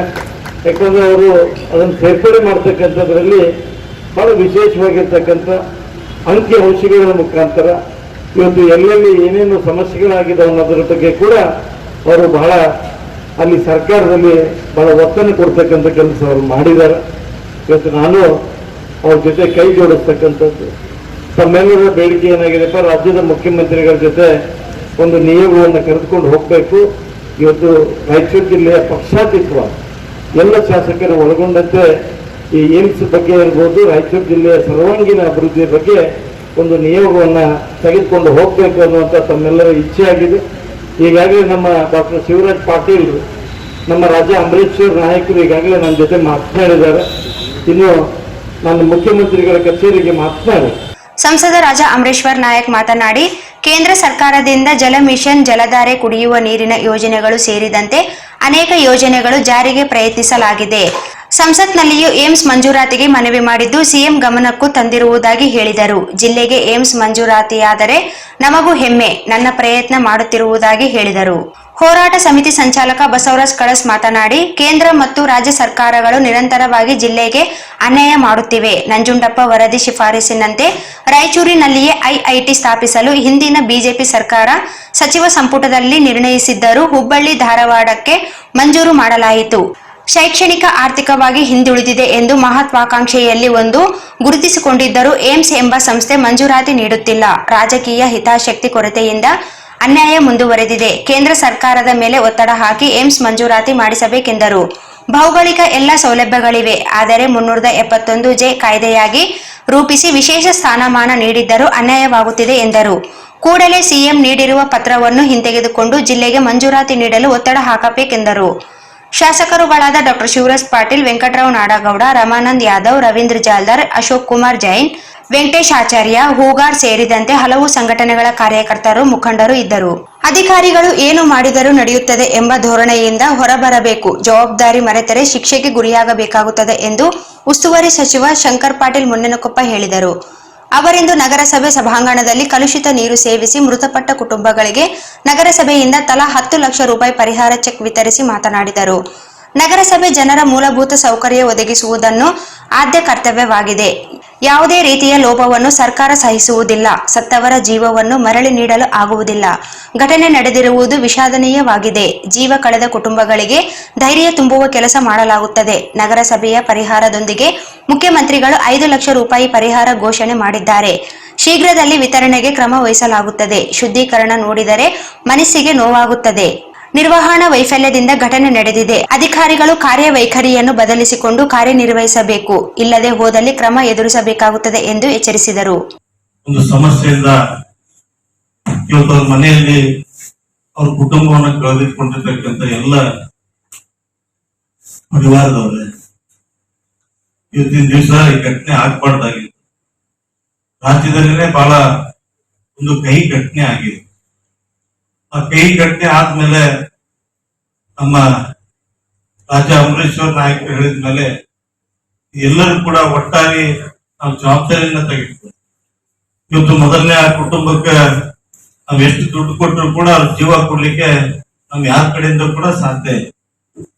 ಆದ್ರೆ ಆ ಕುಟುಂಬಕ್ಕೆ ಜೀವ ಕೊಡ್ಲಿಕ್ಕೆ ಸಾಧ್ಯ ಇಲ್ಲ ಅನ್ನುವಂಥದ್ದನ್ನ ತಿಳಿದುಕೊಂಡು ಮನೆಯಲ್ಲಿ ಕೂತ್ಕೊಂಡ್ರೆ ನಾವೇನು ಮಾಡ್ಲಿಕ್ಕೆ ಸಾಧ್ಯ ಇಲ್ಲ. ಆದ್ರೆ ಆ ಕುಟುಂಬಕ್ಕೆ ಒಂದು ಧೈರ್ಯ ತುಂಬಬೇಕು, ಅವ್ರಿಗೆ ಆರ್ಥಿಕವಾಗಿರ್ತಕ್ಕಂಥ ಸಹಾಯ ಕೊಡ್ಬೇಕು. ನಾವು ಸರ್ಕಾರ ಮತ್ತು ನಮ್ಮ ಎಲ್ಲ ಜನಪ್ರತಿನಿಧಿಗಳು ಅವ್ರ ಪರಿವಾರ ಜೊತೆ ಇದೇವೆ ಅನ್ನುವಂತ ಒಂದು ಸಂದೇಶವನ್ನ ನನ್ನ ರಾಯಚೂರು ನಗರಸಭೆ ಎಲ್ಲ ಒಟ್ಟು ಸದಸ್ಯರು ಕೂಡಿ ಪಕ್ಷಾತೀತವಾಗಿ ಜಾತ್ಯತೀತವಾಗಿ ಎಲ್ಲರೂ ಒಟ್ಟಾಗಿ ಒಂದು ತೀರ್ಮಾನವನ್ನ ತೆಗೆದುಕೊಂಡು ಅವರ ಕುಟುಂಬಕ್ಕೆ ಈ ಒಂದು ನಗರಸಭೆಯಿಂದ ಸುಮಾರು 10 ಲಕ್ಷ ರೂಪಾಯಿ ಹಣವನ್ನ ತಾವು ಅವ್ರ ಕುಟುಂಬಕ್ಕೆ ಪರಿಹಾರದ ರೂಪದಲ್ಲಿ ತಾವು ಕೊಡ್ಬೇಕನ್ನುವಂತ ಒಂದು ನಿರ್ಣಯವನ್ನ ಮಾಡಿದ್ದೀರಿ. ಅದಕ್ಕೆ ಜಿಲ್ಲಾ ಉಸ್ತುವಾರಿ ಸಚಿವನಾಗಿ ನಿಮ್ಮೆಲ್ಲರಿಗೂ ಕೂಡ ನಾನು ಮೊದಲನೇದಾಗಿ ಅಭಿನಂದನೆಯನ್ನು ಕೂಡ ಸಲ್ಲಿಸಬೇಕಾಗಿದೆ. ಒಂದ್ ಕಡೆ ಘಟನೆ ಆಗಿದೆ, ಒಂದ್ ಕಡೆ ನೋವು ಕೂಡ ಆಗಿದೆ. ಅದ್ರ ಜೊತೆ ಆ ಕುಟುಂಬಕ್ಕೆ ಒಂದು ಪರಿಹಾರದ ರೂಪದಲ್ಲಿ ಒಂದು ಚೆಕ್ ಅನ್ನು ಕೊಡ್ತಕ್ಕಂಥ ಕೆಲಸವನ್ನ ನಾವು ಮಾಡಿದ್ದೀರಿ. ಈ ರೀತಿ ಜನಪ್ರತಿನಿಧಿಗಳು ಒಟ್ಟಾಗಿ ಒಂದಾಗಿ ಈ ಘಟನೆ ಆದಾಗ ನಾವೆಲ್ಲರೂ ಕೂಡ ಒಂದಾಗಿ ಮಾಡ್ಬೇಕನ್ನುವಂತ ಒಂದು ಸಂದೇಶವನ್ನ ಇವತ್ತು ರಾಜ್ಯಕ್ಕೆ ರಾಯಚೂರು ಜಿಲ್ಲೆಯಿಂದ ಕೊಡ್ತಕ್ಕಂಥ ಕೆಲಸವನ್ನ ನಾವು ಮಾಡಿದ್ವಿ. ಅದರ ಜೊತೆಯಾಗಿ ರಾಜ್ಯದ ಮುಖ್ಯಮಂತ್ರಿಗಳ ಗಮನ ಕೂಡ ನಾನು ತೆಗೆದುಕೊಂಡು ಬಂದಿದ್ದೇನೆ. ಅಲ್ಲಿಂದ ಕೂಡ ನೇರವಾಗಿ 5 ಲಕ್ಷ ರೂಪಾಯಿ ಹಣವನ್ನು ಕೂಡ ಒಂದ್ 2-3 ದಿವಸದಲ್ಲಿ ಬರ್ಬೋದು. ಬಂದ ತಕ್ಷಣ ತಾವೆಲ್ಲ ಒಟ್ಟಾಗಿ ಜನಪ್ರತಿನಿಧಿಗಳು ಕೂಡಿ ಅದನ್ನು ಕೂಡ ಅವ್ರ ಮನೆತನದವರಿಗೆ ಕೊಡಬೇಕು ಅನ್ನುವಂತ ಒಂದು ವಿನಂತಿಯನ್ನು ಕೂಡ ಈ ಸಂದರ್ಭದಲ್ಲಿ ಮಾಡ್ಕೊಳ್ಳಿಕ್ಕೆ ಬಯಸ್ತೇನೆ ನಾನು. ಇವತ್ತು ಅದೇ ರೀತಿ ಯಾರು ತಪ್ಪಿಸಿದ ಅಧಿಕಾರಿಗಳಿದ್ದಾರೆ, ಯಾರು ಇದನ್ನ ನಿರ್ಲಕ್ಷ್ಯ ವಹಿಸಿದ್ದಾರೆ, ಅವ್ರ ಮೇಲೆ ಕೂಡ ಇವತ್ತು ಕ್ರಮ ಆಗ್ತಕ್ಕಂಥ ಕೆಲಸ ಆಗಿದೆ. ಮುಂದಿನ ದಿವಸದಲ್ಲಿ ಈ ರೀತಿಯ ಅವಘಡ ಸಂಭವಿಸಿದ ರೀತಿಯಲ್ಲಿ ಆ ಭಗವಂತ ನಮ್ಮೆಲ್ಲರನ್ನು ಕೂಡ ಕಾಪಾಡಲಿ. ಮತ್ತೆ ಅದೇ ರೀತಿ ನಮ್ಮ ಎಲ್ಲ ಅಧಿಕಾರಿ ವರ್ಗದವರು ಕೂಡ ಈ ರೀತಿಯ ಸಮಸ್ಯೆಯನ್ನ ಇವತ್ತು ಯಾವುದೇ ಒಂದು ಏನ್ ನಡೀತಿದ್ದಪ್ಪ ಅನ್ನುವಂತ ಭಾವನೆಯನ್ನ ಇಟ್ಕೊಳ್ಳಾರ್ದು ಇವತ್ತು ನಮ್ಮೆಲ್ಲರ ಒಂದು ಜವಾಬ್ದಾರಿ ಅನ್ನುವಂತ ರೀತಿಯಲ್ಲಿ ಇವತ್ತು ಆ ಶುದ್ಧ ನೀರಿನ ಘಟಕ ಕೂಡ ನಾನು ಅನ್ನೋದು ಭೇಟಿಯನ್ನ ಕೊಟ್ಟಿದ್ದೆ. ಇವತ್ತು ಆ ಘಟಕವನ್ನ ನೋಡಿದಾಗ ಸ್ವಲ್ಪ ಕಡೆ ನೋವು ಕೂಡ ಆಗತ್ತೆ. ಈ ಘಟನೆಗಳು ಆಗಬಾರ್ದು ಅನ್ನೋದೇ ಎಲ್ಲರ ಉದ್ದೇಶ. ಆ ದೃಷ್ಟಿಯಿಂದ ಇವತ್ತು ಮಾನ್ಯ ಜಿಲ್ಲಾ ಉಸ್ತುವಾರಿ ಸಚಿವರು ಇವತ್ತು ಘಟನೆ ಆಗಿರೋದ್ರ ಬಗ್ಗೆ ಎಲ್ಲರಿಗೂ ವಿಷಾದ. ನಾವು ಹೆಚ್ಚಾಗಿ ಆಗಿರ್ತಕ್ಕಂಥದ್ರ ಬಗ್ಗೆ ನಾವು ಮುಂದಾಗೋದ್ರ ಬಗ್ಗೆ ನಾವು ಹೆಚ್ಚಿನ ಚಿಂತನೆ ಮಾಡ್ತೀವಿ ಮತ್ತು ನಾವು ವಿಚಾರ ಮಾಡ್ತಕ್ಕಂಥ ಸಂದರ್ಭದಲ್ಲಿ ಎಲ್ಲರೂ ನಾವು ಜವಾಬ್ದಾರಿ. ಯಾಕಂದ್ರೆ ಇದು ಇಂಡಿವಿಜುವಾಲಿಟಿ ಬರೋದಿಲ್ಲ. ನಗರಸಭೆ ಅಂತ ಹೇಳಿದ್ರೆ ಇದು ಕಲೆಕ್ಟಿವ್ ರೆಸ್ಪಾನ್ಸಿಬಿಲಿಟಿ ಇರ್ತದೆ. ಜಯಣ್ಣವ್ರಿಗೆ ಗೊತ್ತು, ಎಲ್ಲರಿಗೂ ಗೊತ್ತು. 91ರಿಂದನೂ, ಯಾಕಂದ್ರೆ 79ರಲ್ಲಿ ಶಾಸಕರಿದ್ರು, 91 ಸಚಿವರಾದಾಗಲಿ ರಾಯಚೂರು ನಗರ ಹೆಚ್ಚಿನ ರೀತಿಯಿಂದ ಸೌಕರ್ಯಗಳನ್ನು ಕೊಡಬೇಕು ಮತ್ತು ಇದು ಇನ್ನೂ ಹೆಚ್ಚಿಗೆ ಬೆಳ್ತಕ್ಕಂಥ ದೃಷ್ಟಿಯಿಂದ ಆ ಒಂದು ಹೆಚ್ಚಿನ ಮೇಲ್ದರ್ಜೆಗೆ ಹೆಚ್ಚಿ ನಮ್ಮ ಕಾರ್ಪೊರೇಷನ್ ಆಗ್ತಕ್ಕಂಥ ನಿಟ್ಟಿನಲ್ಲಿ ಸಹ ನಾವು ಚಿಂತನೆ ಮಾಡಬೇಕು. ಇಂಥ ಸಂದರ್ಭದಲ್ಲಿ ಜನಸಂಖ್ಯೆ ಹೆಚ್ಚಾದಾಗ ನಮ್ಮ ವ್ಯವಸ್ಥೆಗಳು ಹಳೆಯ ವ್ಯವಸ್ಥೆಗಳಿದ್ದಾಗ ಕೆಲವು ತೊಂದರೆಗಳಾಗ್ತಕ್ಕಂಥದ್ದಿಲ್ಲ. ಈಗಾಗಿರ್ತಕ್ಕ ತೊಂದರೆಗಳ ಬಗ್ಗೆ ವಿಶ್ಲೇಷಣೆ ಮಾಡೋಕ್ಕಿಂತ ಅದರ ಎಲ್ಲರೂ ಜವಾಬ್ದಾರಿಯಾಗಿರೋದ್ರಿಂದ ಮುಂದೆ ಆಗ್ತಾ ರೀತಿಯಲ್ಲಿ ಹೆಚ್ಚಿನ ಕಾಳಜಿ ವಹಿಸಿ ನಾವು ಅದಕ್ಕೆ ಅಗತ್ಯವಾದಂತ ಈಗಾಗಲೇ ನಗರಗಳಲ್ಲಿ ನಾವು ಬಹಳಷ್ಟು ಕಡೆ ನಾವು ನೋಡ್ತಿದ್ದೀವಿ, ಕುಡಿಯ ನೀರಿನ ಸೌಲಭ್ಯಗಳು, ಶುದ್ಧ ಕುಡಿಯ ನೀರು ಕೊಡ್ತಕ್ಕಂಥದ್ದು. ಆದ್ರೆ ಇವತ್ತು ಕೇಂದ್ರ ಸರ್ಕಾರ ಯಾವ ಮಟ್ಟಿಗೆ ಹೋಗಿದೆ ಅಂದ್ರೆ ಪ್ರತಿಯೊಂದು ಮನೆಗೂ ಸಹ ನಳಗಳನ್ನ ಕೊಟ್ಟು ಗ್ರಾಮೀಣ ಮಟ್ಟದಲ್ಲೂ ಸಹ ಶುದ್ಧ ನೀರನ್ನ ಕುಡಿಬೇಕು ಅನ್ನೋದು ಸನ್ಮಾನ್ಯ ಪ್ರಧಾನಮಂತ್ರಿಗಳ ಆಶಯ. ಆ ನಿಟ್ಟಿನಲ್ಲಿ ಇವತ್ತು ನಮ್ಮಲ್ಲಿ ಜಲಧಾರೆ ಆಗ್ತಿದೆ, ಅದರಲ್ಲಿ ಅನೇಕ ಪಟ್ಟಣ ಪಂಚಾಯತ್ಗಳು ಸೇರಿದಾವೆ. ಅದೇ ರೀತಿ ಜಲಜೀವನ್ ಮಿಷನ್ ಆಗ್ತದೆ. ಇವತ್ತು ಸಿಟಿನಲ್ಲಿ ನಾವು ಬಹಳ ಇದಿರ್ತದೆ, ಯಾಕಂದ್ರೆ ಸಿಟಿನಲ್ಲಿ ಬರೋರು ಹೋಗೋರು ಜೊತೆಗೆ ಇರ್ತಕ್ಕಂಥ ಜನ ವಾಸಿಸ್ತಕ್ಕಂಥದ್ದು ಹೆಚ್ಚಿನ ಸಂಖ್ಯೆಯಲ್ಲಿ ಇರೋದ್ರಿಂದ ಹೆಚ್ಚಿನ ಕಾಳಜಿಯನ್ನು ವಹಿಸಿ ನಾವು ಮಾಡ್ಬೇಕಾಗ್ತದೆ. ಆ ದುರ್ಘಟನೆಗಳು ಮರುಕಳಿಸದಂತೆ ಏನಲ್ಲಿ ಲೋಪಗಳಾಗಿದ್ದಾವೆ ಅದನ್ನ ಸರಿಪಡಿಸಿಕೊಂಡು ಏನು ಇನ್ನ ಮುಂದಿನ ರೀತಿಯಲ್ಲಿ ಯಾವ್ಯಾವ ನಾವು ಶುದ್ಧವಾದಂತ ಕುಡಿಯೋ ನೀರನ್ನು ಕೊಡ್ಲಿಕ್ಕೆ ಅವಕಾಶ ಇದೆ, ಅದರ ಜೊತೆ ರಸ್ತೆಗಳು ಇರಬೇಕು, ವಿದ್ಯುತ್ ಸೌಕರ್ಯ ಅವ್ರನ್ನೆಲ್ಲರನ್ನೂ ಶಿಕ್ಷೆಗೆ ಗುರಿಪಡಿಸಿ ಅವ್ರಿಗೇನು ಶಿಕ್ಷೆ ಆಗಬೇಕು ಅದೆಲ್ಲವನ್ನು ಸರ್ಕಾರ ಮಾಡಿದೆ ಮತ್ತು ಜಿಲ್ಲಾಧಿಕಾರಿಗಳು ಮಾಡಿದ್ದಾರೆ. ನಾನು ಒಂದು ವಿಷಯ ಹೇಳಲಿಕ್ಕೆ ಬಯಸ್ತೇನೆ, ನಾನು ಸಂಪೂರ್ಣ ನಗರಸಭೆ ಸದಸ್ಯರು ಎಲ್ಲರೂ ಯಾವುದೇ ರೀತಿಯ ಸಲಹೆ ಸೂಚನೆಗಳು ರಾಯಚೂರಿನ ಅಭಿವೃದ್ಧಿಗೆ, ರಾಯಚೂರಿನ ಸ್ವಚ್ಛತೆಗೆ ಏನಾದರೂ ಸಲಹೆಗಳು ಕೊಡ್ರಿ. ಅನುದಾನದ ಬಗ್ಗೆ ತಾವು ತಲೆ ಕೆಡಿಸ್ಕೋಬೇಡಿ. ಎಲ್ಲಿಂದ ತರಬೇಕು ಅನುದಾನ ಅಲ್ಲಿಂದ ನಾವು ತಗೊಂಡೇ ಬರ್ತೀವಿ. ಇವತ್ತು ನೀವು ಏನು ಮೊನ್ನೆ ಅನುಮೋದನೆ ಮಾಡಿದಿರಿ ನಮ್ಮ ಸಾಮಾನ್ಯ ಸಭೆಯಲ್ಲಿ ನೀರಿನ ವಿಷಯಕ್ಕೆ ಸಂಬಂಧಪಟ್ಟಂತೆ, ಅವೆಲ್ಲವನ್ನು ತ್ವರಿತಗತಿಯಲ್ಲಿ ಮಾಡಿಸುವಂತ ಕೆಲಸ ನಾನು ಒಬ್ಬ ಜನಪ್ರತಿನಿಧಿಯಾಗಿ, ರೆಸ್ಪಾನ್ಸಿಬಲ್ ಸಿಟಿಸನ್ ಆಗಿ, ಒಬ್ಬ ನಾಗರಿಕನಾಗಿ ನಾನು ಸಂಪೂರ್ಣ ನಗರಸಭೆಗೆ ಬೆಂಬಲ ಕೊಡ್ಲಿಕ್ಕೆ ಬಯಸ್ತೇನೆ. ಯಾವುದೇ ವಾರ್ಡ್ನ ಸದಸ್ಯರು ಈಗಾಗಲೇ ತಮಗೆ ಗೊತ್ತಿರುವಂತೆ ಆ ವಾರ್ಡು ಈ ವಾರ್ಡು ಅಂತೇಳಿ ಯಾವುದು ನಾನು ಆ ರೀತಿ ನೋಡಂಗಿಲ್ಲ. ಎಲ್ಲ ವಾರ್ಡ್ಗಳಿಗೆ ನಾನು ಪ್ರಾತಿನಿಧ್ಯ ಕೊಟ್ಟು ಎಲ್ಲ ವಾರ್ಡ್ಗಳಲ್ಲಿ ಆದಷ್ಟು ಕೆಲಸಗಳನ್ನು ಮಾಡಲಿಕ್ಕೆ ಪ್ರಾಮಾಣಿಕ ಪ್ರಯತ್ನ ಮಾಡ್ತೇನೆ. ಮುಂದಾದ್ರೂ ನಗರಸಭೆಗೆ ಏನೇನು ಬೇಕು, ನೀವು ಸಾಮಾನ್ಯ ಸಭೆಗಳು ಕರಿಬೇಕಾದ್ರೆ 3 ತಿಂಗಳಾಗಬೇಕು, ತಿಂಗಳಾಗಬೇಕಂತ ಏನಿಲ್ಲ. ಈ ಎಮರ್ಜೆನ್ಸಿ ಲೈಟ್ಸ್ ಫ್ಲಡ್ ಆದಂತ ಸಮಯದಲ್ಲಿ ನೀರಿನ ವಿಷಯದಲ್ಲಿ ಯಾವಾಗಾದ್ರೂ ತಾವು ಸಾಮಾನ್ಯ ಸಭೆ ಕರಿಬಹುದು ಮತ್ತು ಇಮಿಡಿಯೇಟ್ 72 hours ಬೇಕಾಗಿಲ್ಲ. ನನಗೆ ಗೊತ್ತಿದ್ದಂಗೆ ನೀವು 24 hours ನೋಟಿಸ್ ಕೊಟ್ಟರು ಸಾಕು. ಕಾನೂನು ಏನು ತಮ್ಮ ಕೊಡಕ್ಕಾಗಂಗಿಲ್ಲ. ಜನರ ಪ್ರಾಣಕ್ಕಿಂತ ಹೆಚ್ಚಾಗಿ ಯಾವ ಕಾನೂನುಗಳು ಇಲ್ಲ. ಕಾನೂನುಗಳು ಮಾಡೋದು ಜನರ ಒಂದು ಒಳ್ಳೆದಕ್ಕೆ. ಹಾಗಾಗಿ ಕಾನೂನಿನ ತೊಡಕುಗಳು ನೋಡಬಾರ್ದು. ನೀವು ಏನು ಸಲಹೆ ಸೂಚನೆ ನಗರಸಭೆ ವತಿಯಿಂದ ಕಳಿಸ್ತೀವಿ ಆದಷ್ಟು ತ್ವರಿತಗತಿಯಲ್ಲಿ ಮಾಡುವಂತ ಕೆಲಸ ನಾವು ಜಿಲ್ಲಾಧಿಕಾರಿಗಳು, ಉಸ್ತುವಾರಿ ಸಚಿವರು. ಕಲುಷಿತ ನೀರು ಸೇವಿಸಿ ಮೃತಪಟ್ಟ ಎಲ್ಲಮ್ಮ ಪತಿ ಮುದುಕಪ್ಪ, ಅಬ್ದುಲ್ ಗಫೂರ್ ತಾಯಿ ಅನುಬಾಯಿ, ನೂರ್ ಅಹಮದ್ ಸಹೋದರಿ ಕೈಕಾಶ ಇವರಿಗೆ ಪರಿಹಾರ ಚೆಕ್ ವಿತರಿಸಲಾಯಿತು.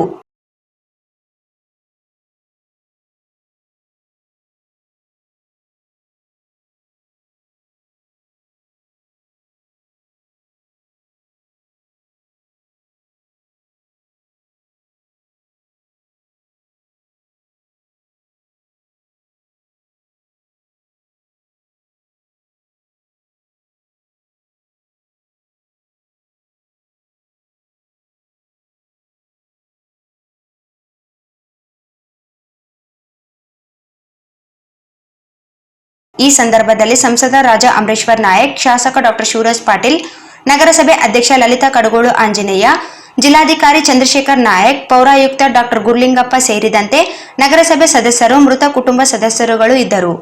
ರೈತರಿಗೆ ಯಾವುದೇ ಬೀಜ ಗೊಬ್ಬರದ ಕೊರತೆಯಾಗದಂತೆ ಸೂಕ್ತ ಕ್ರಮ ಕೈಗೊಳ್ಳಲಾಗುವುದು ಹಾಗೂ ಈ ಸಮಸ್ಯೆಗಳ ಕುರಿತು ತೋಟಗಾರಿಕೆ ಹಾಗೂ ಕೃಷಿ ಅಧಿಕಾರಿಗಳೊಂದಿಗೆ ಚರ್ಚಿಸಿ ಕೂಡಲೇ ರೈತರಿಗೆ ಬಿತ್ತನೆ ಬೀಜ ಹಾಗೂ ಗೊಬ್ಬರವನ್ನು ಸಮರ್ಪಕವಾಗಿ ಒದಗಿಸಲಾಗುವುದು ಎಂದು ಕೈಮಗ್ಗ ಮತ್ತು ಜವಳಿ ಇಲಾಖೆಯ ಸಚಿವ ಹಾಗೂ ಜಿಲ್ಲಾ ಉಸ್ತುವಾರಿ ಸಚಿವ ಶಂಕರ್ ಪಾಟೀಲ್ ಮುನೇನಕೊಪ್ಪ ಅವರು ತಿಳಿಸಿದರು.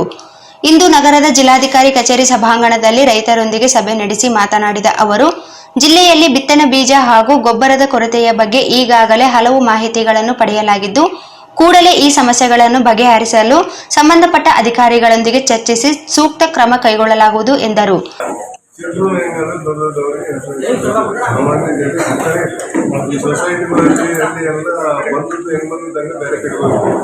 ಡೀಲರ್ಗಳಲ್ಲಿ ಏನಂತಂದ್ರೆ DAP ಸಿಗ್ತಾ ಇಲ್ಲ.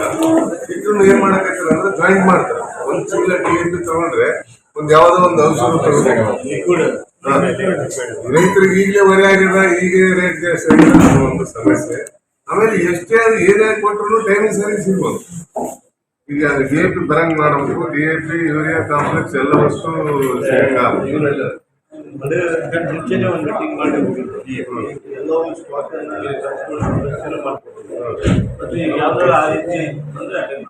ಈಸಾರಿ ಏನಾಗಿದೆ ಸರ್, 3-4 ಜನ DC ಅವ್ರು ಚೇಂಜ್ ಆಗ ನಾವು ಸಮಸ್ಯೆ ಕೊಟ್ಟಂಗೆಲ್ಲ ಮೀಟಿಂಗ್ ಕರೀರಿ.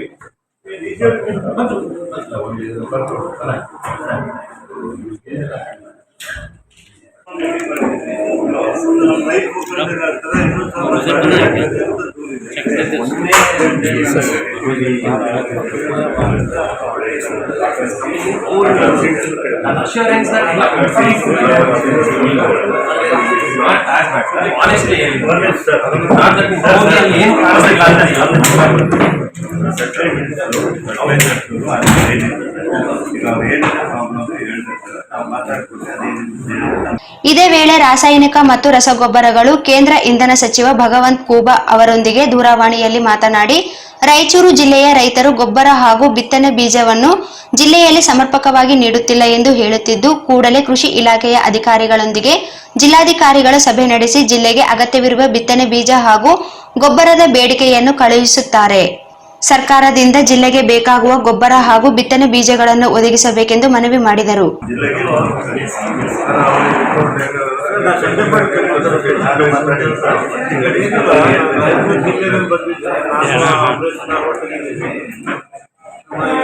ಒಂದು ಪೂರ್ವಭಾವಿ ಬೀಜದಾಗ ಏನ್ ಮೀಟಿಂಗ್ ಮಾಡಿದ್ದ ರಾಯಚೂರದಲ್ಲಿ ಮಾಡಿದ್ದೆ.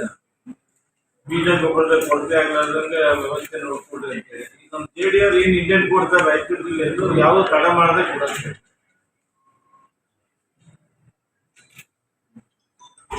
ನಾನು JDRಗೆ ನಮ್ಮ DC ಚಂದ್ರಶೇಖರ್ ನಾಯಕ್ ಅಂತ ಅವ್ರು ಕಾಂಟ್ಯಾಕ್ಟ್ ಮಾಡ್ತಾರೆ. ನಮ್ಮ ರೈತ ಮುಖಂಡರು ಮನವಿ ಕೊಟ್ಟಿದ್ದಾರೆ. ಮತ್ತೆ ಈಗ ಆಲ್ರೆಡಿ ನಾವೊಂದು ಪೂರ್ವಭಾವಿ ಮೀಟಿಂಗ್ ಮಾಡಿದ್ದೇವೆ.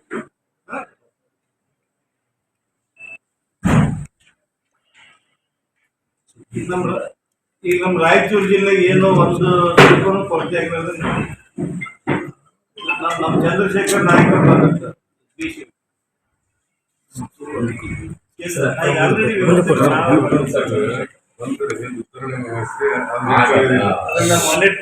ಈಗ ಮಾನ್ವಿ KPCMC ಸಾಕಷ್ಟು ಅರ್ಥ ಮಾಡ್ಕೋಬೇಕು ಹೆಂಗ ಅದೇನಾಗ್ತದೆ. ಈಗ ಒಂದ್ ನಿಮಿಷ ಸರ್, ಈಗ ಎಲ್ಲ ಸಾಕಷ್ಟು ಸಮಸ್ಯೆ ನಿಮ್ಮ ಮುಂದೆ ಹೇಳಕ್ ಆಗಲ್ಲ. ನಾವು DC ಏನ್ ಹೇಳ್ತೀವಿ ಎಲ್ಲ ಅಧಿಕಾರಿಗಳು ಕಳಿಸಿ ನಾವು 5-6 ಮಂದಿ ಬರ್ತೀವಿ. ಹೇಳಿ ಸರ್, ಯಾರು ಕೇಳ್ತಾ ಇಲ್ಲ ಸಮಸ್ಯೆಗಳನ್ನ ಅರ್ಥ ಮಾಡ್ಕೊಬೇಕು. ಸಮಸ್ಯೆ ಆಗಿತ್ತು, DC ಅವರು ಹೊಸದಾಗಿ ಬಂದಿದ್ದಾರೆ. ಈಗ DC ಅವರೆಲ್ಲಕ್ಕೂ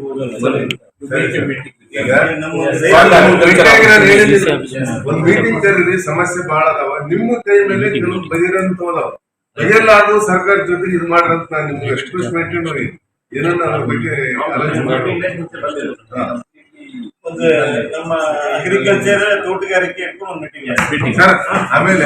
ಈ ಸಂದರ್ಭದಲ್ಲಿ ಸಂಸದ ರಾಜಾ ಅಮರೇಶ್ವರ್ ನಾಯಕ್, ನಗರ ಶಾಸಕ ಡಾಕ್ಟರ್ ಶಿವರಾಜ್ ಪಾಟೀಲ್, ಜಿಲ್ಲಾಧಿಕಾರಿ ಎಲ್ ಚಂದ್ರಶೇಖರ್ ನಾಯಕ್, ರೈತ ಸಂಘದ ಚಾಮರಾಜ್ ಮಾಲಿ ಪಾಟೀಲ್, ಅಬ್ದುಲ್ ಮಜೀದ್, ಬುದಯ್ಯ ಸ್ವಾಮಿ ಸೇರಿದಂತೆ ಇತರರು ಇದ್ದರು.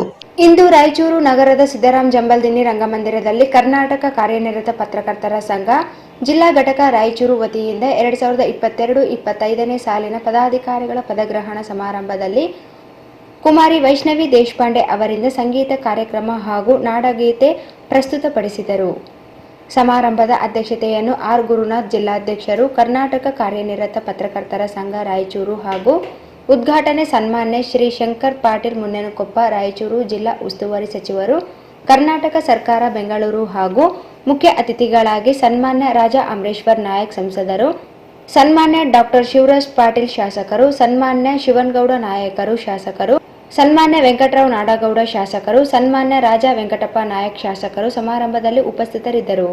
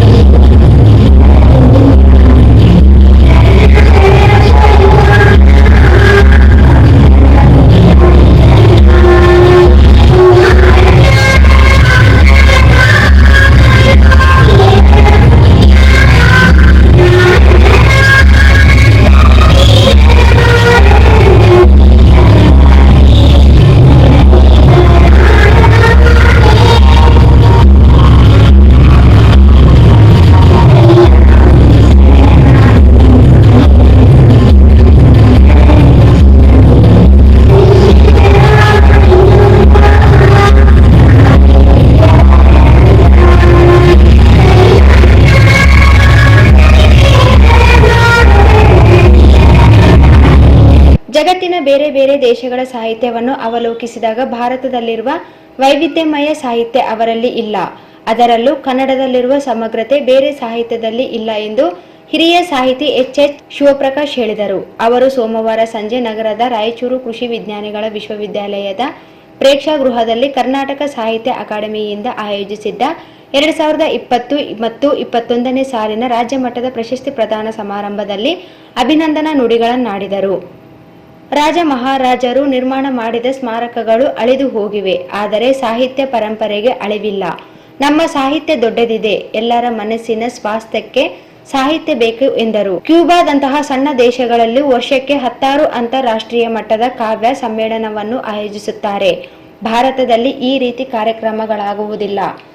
ವಿದೇಶಗಳಲ್ಲಿ ಸಾಹಿತ್ಯವನ್ನು ಎಲ್ಲ ಸ್ತರಗಳಲ್ಲೂ ತೆಗೆದುಕೊಂಡು ಹೋಗುತ್ತಾರೆ. ಜೈಲುಗಳಲ್ಲಿ, ಆಸ್ಪತ್ರೆ, ವೃದ್ಧಾಶ್ರಮದಲ್ಲೂ ಅವರು ಸಾಹಿತ್ಯ ಕಾರ್ಯಕ್ರಮಗಳನ್ನು ಮಾಡುತ್ತಾರೆ ಎಂದರು. ಸಾಹಿತ್ಯ ಕ್ಷೇತ್ರಕ್ಕೆ ಲಿಖಿತ ಸಾಹಿತ್ಯದೊಂದಿಗೆ ಮೌಖಿಕ ಸಾಹಿತ್ಯವು ಕೊಡುಗೆ ನೀಡಿದೆ. ನಮ್ಮಲ್ಲಿ ಸಮೃದ್ಧ ಸಾಹಿತ್ಯವಿದೆ ಎಂದರು. ಕರ್ನಾಟಕ ಸಾಹಿತ್ಯ ಅಕಾಡೆಮಿಯು ಬದ್ಧತೆಯಿಂದ ಕೆಲಸ ಮಾಡುತ್ತಿದ್ದು ಹೊಸ ಸಾಹಿತ್ಯಗಳಿಗೆ ಅವಕಾಶ ಮಾಡಿದೆ. ಹೊಸಬರ ಬರಹಗಳನ್ನು ಗೌರವಿಸಿ ಪ್ರಶಸ್ತಿ ನೀಡುತ್ತಿರುವುದು ಶ್ಲಾಘನೀಯ ಎಂದರು.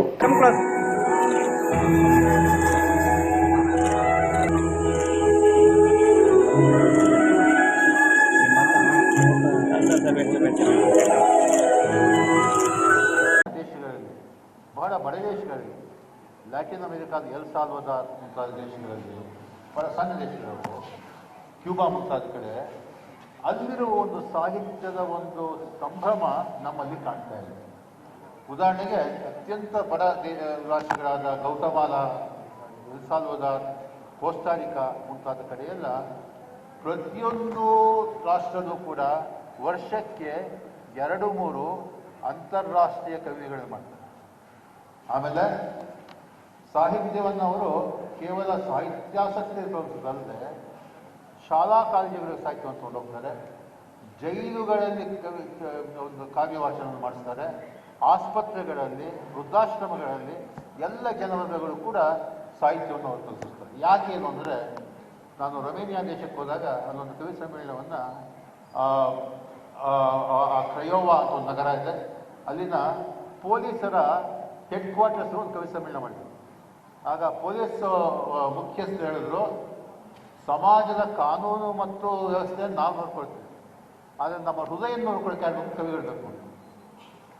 ನಮ್ಮ ಶಾಸಕರು ಏನು ಮಾಡ್ತಾ ಇದ್ದಾರೆ, ರಾಜಕಾರಣಿಗಳು ಏನು ಮಾಡ್ತಾರೆ, ನಮ್ಮ ಅಧಿಕಾರಿಗಳು ಏನು ಮಾಡ್ತಾರೆ, ಅವರು ಭೌತಿಕವಾದ ಎಲ್ಲವನ್ನು ಕೂಡ ಮಾಡ್ತಾರೆ.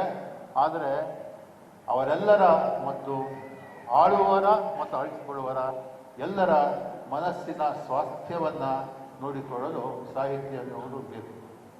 ಅನೇಕ ಹೇಮರತಿಗಳು ಇನ್ನೂ ಕೇವಲ ಸ್ಮಾರಕವಾಗುಳಿದಿದ್ದಾವೆ, ಆದರೆ ಕಾವ್ಯಕ್ಕೆ ಅಳಿವಿಲ್ಲ. ರೋಮನ್ನರು ಕಟ್ಟಿದ ಒಂದು ದೊಡ್ಡ ರಸ್ತೆಗಳು ಕೆಲವೇ ಉಳಿದಿದ್ದಾವೆ.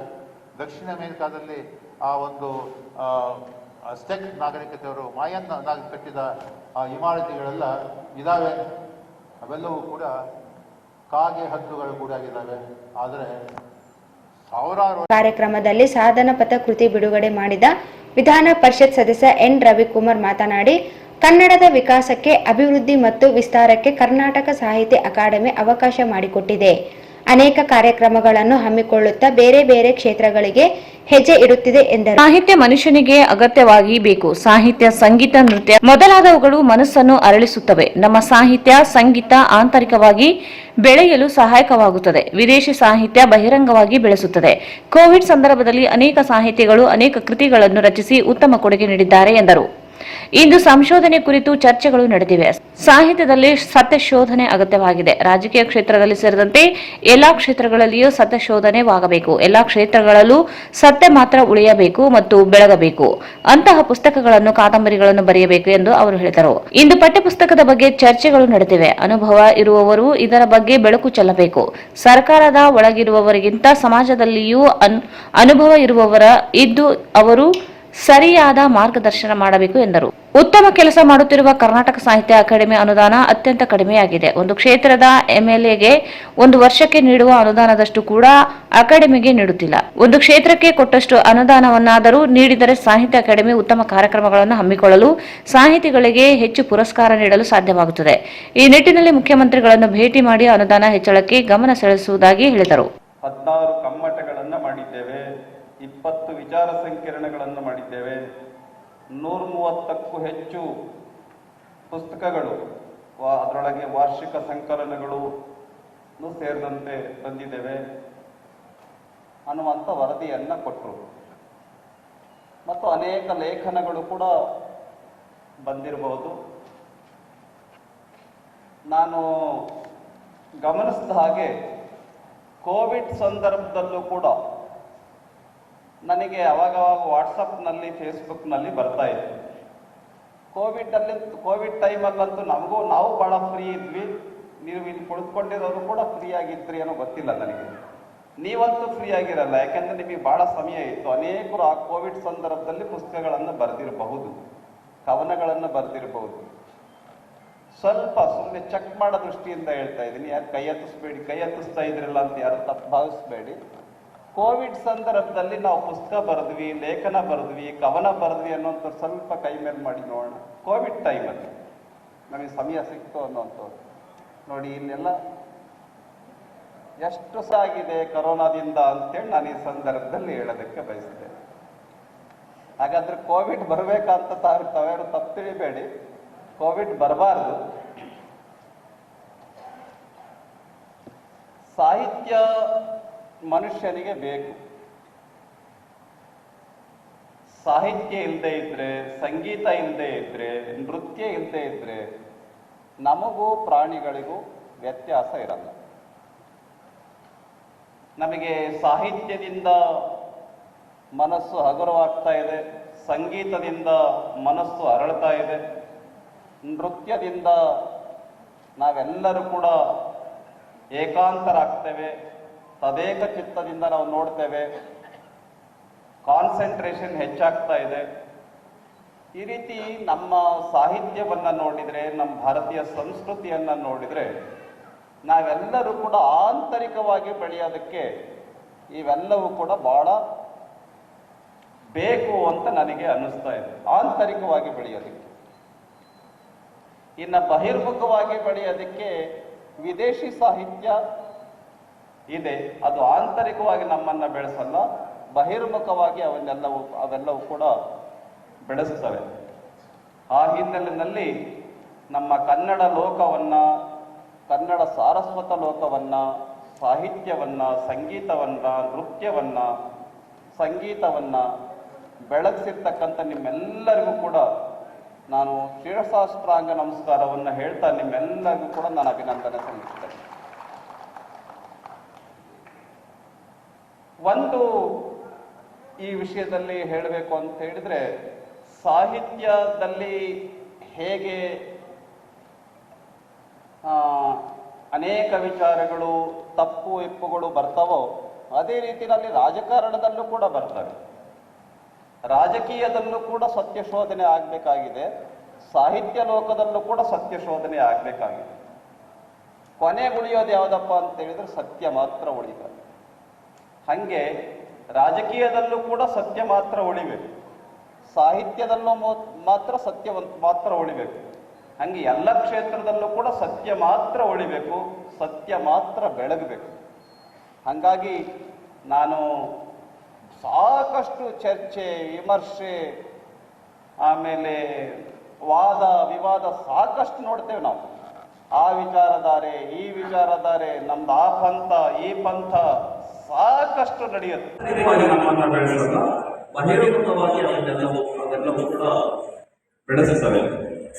ಆ ಹಿನ್ನೆಲೆಯಲ್ಲಿ ನಮ್ಮ ಕನ್ನಡ ಲೋಕವನ್ನ, ಕನ್ನಡ ಸಾರಸ್ವತ ಲೋಕವನ್ನ, ಸಾಹಿತ್ಯವನ್ನ, ಸಂಗೀತವನ್ನ, ನೃತ್ಯವನ್ನ, ಸಂಗೀತವನ್ನ ಬೆಳಗಿಸಿರ್ತಕ್ಕಂಥ ನಿಮ್ಮೆಲ್ಲರಿಗೂ ಕೂಡ ನಾನು ಶಿರಸಾಷ್ಟಾಂಗ ನಮಸ್ಕಾರವನ್ನು ಹೇಳ್ತಾ ನಿಮ್ಮೆಲ್ಲರಿಗೂ ಕೂಡ ನಾನು ಅಭಿನಂದನೆ ಸಲ್ಲಿಸ್ತೇನೆ.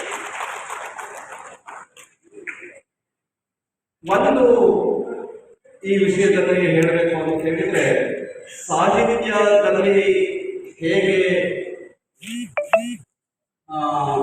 ಅನೇಕ ಪ್ರಶಸ್ತಿ ಸ್ವೀಕರಿಸಿ doctor Saraswati Chimmalgi, doctor Basavaraj Kalgudi, doctor Channabasava Hiremath, Mysuru Krishnamurthy ಮಾತನಾಡಿದರು. ಅತಿಥಿಗಳಾಗಿದ್ದ ರಾಯಚೂರು ಗ್ರಾಮೀಣ ಶಾಸಕ ಬಸನಗೌಡ ದದ್ದಲ್ ಮಾತನಾಡಿದರು. ಕೆಲಸ ಅಂದ್ರೆ ಅದು ಕನ್ನಡ ಸಾಹಿತ್ಯ ಸಂಸ್ಕೃತಿಯ ಬೀಜವನ್ನ ಬಿತ್ತುವ ಒಂದು ವ್ಯವಸಾಯ ಇದು. ಈ ವ್ಯವಸಾಯವನ್ನ ಅಕಾಡೆಮಿಯ ಅನೇಕ ಹಿರಿಯರು ಮಾಡಿದ್ದಾರೆ.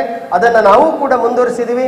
ಕಳೆದ 2.5 ವರ್ಷಗಳಲ್ಲಿ 16 ಕಡೆ 16 ಕಮ್ಮಟಗಳನ್ನು 3 ದಿನದ ಕಮ್ಮಟ, 5 ದಿನದ ಕಮ್ಮಟ, 10 ದಿನಗಳ ಕಮ್ಮಟಗಳನ್ನು ನಾವು ಮಾಡ್ಲಿಕ್ಕೆ ಸಾಧ್ಯ ಆಗಿದೆ ಅಂದರೆ ಅದು ನಮ್ಮ ರಿಜಿಸ್ಟ್ರಾರ್ ಕರಿಯಪ್ಪನವರು, ನಮ್ಮ ಸಿಬ್ಬಂದಿ ಮತ್ತು ನಮ್ಮೆಲ್ಲ ಸರ್ವ ಸದಸ್ಯರ ವಿಶೇಷ ಪರಿಶ್ರಮದ ಫಲ. ಹಾಗಾಗಿ ಅವ್ರನ್ನೆಲ್ಲ ನೆನೆಸ್ಕೊಳ್ತಾ ನಾನು ಅಭಿನಂದನೆ ಅರ್ಪಿಸ್ತೇನೆ. ಹಾಗೆ ವಿಚಾರ ಸಂಕಿರಣಗಳನ್ನು ಅಕಾಡೆಮಿ ಬಹಳ ಹಿಂದಿನಿಂದ ನಡೆಸ್ತಾ ಬಂದಿದೆ.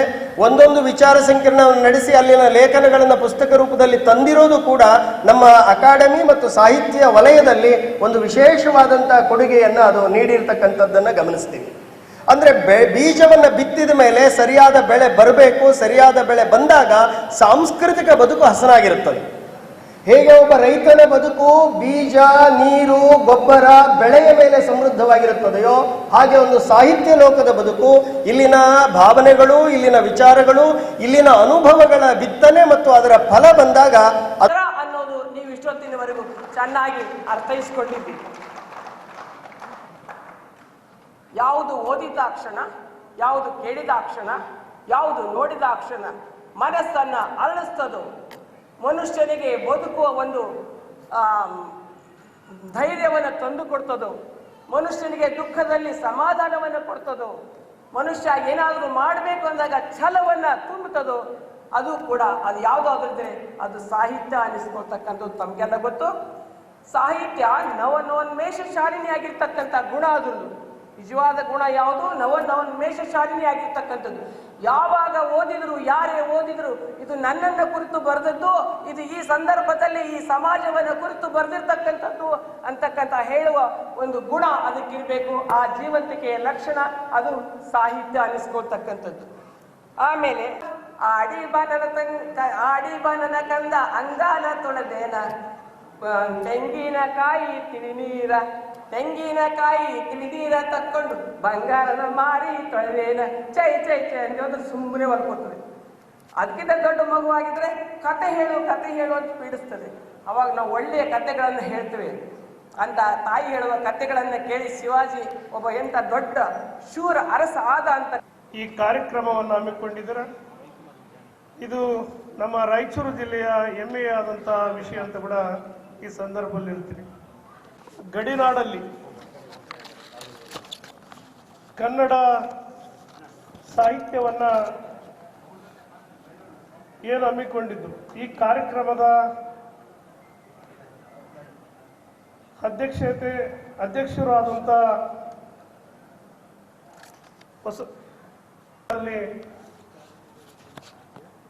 ಇರುವಂಥದ್ದು ಸಾಹಿತ್ಯಗಳ ಜೊತೆಯಲ್ಲಿ ಒಡನಾಟದಲ್ಲಿದ್ದಾಗ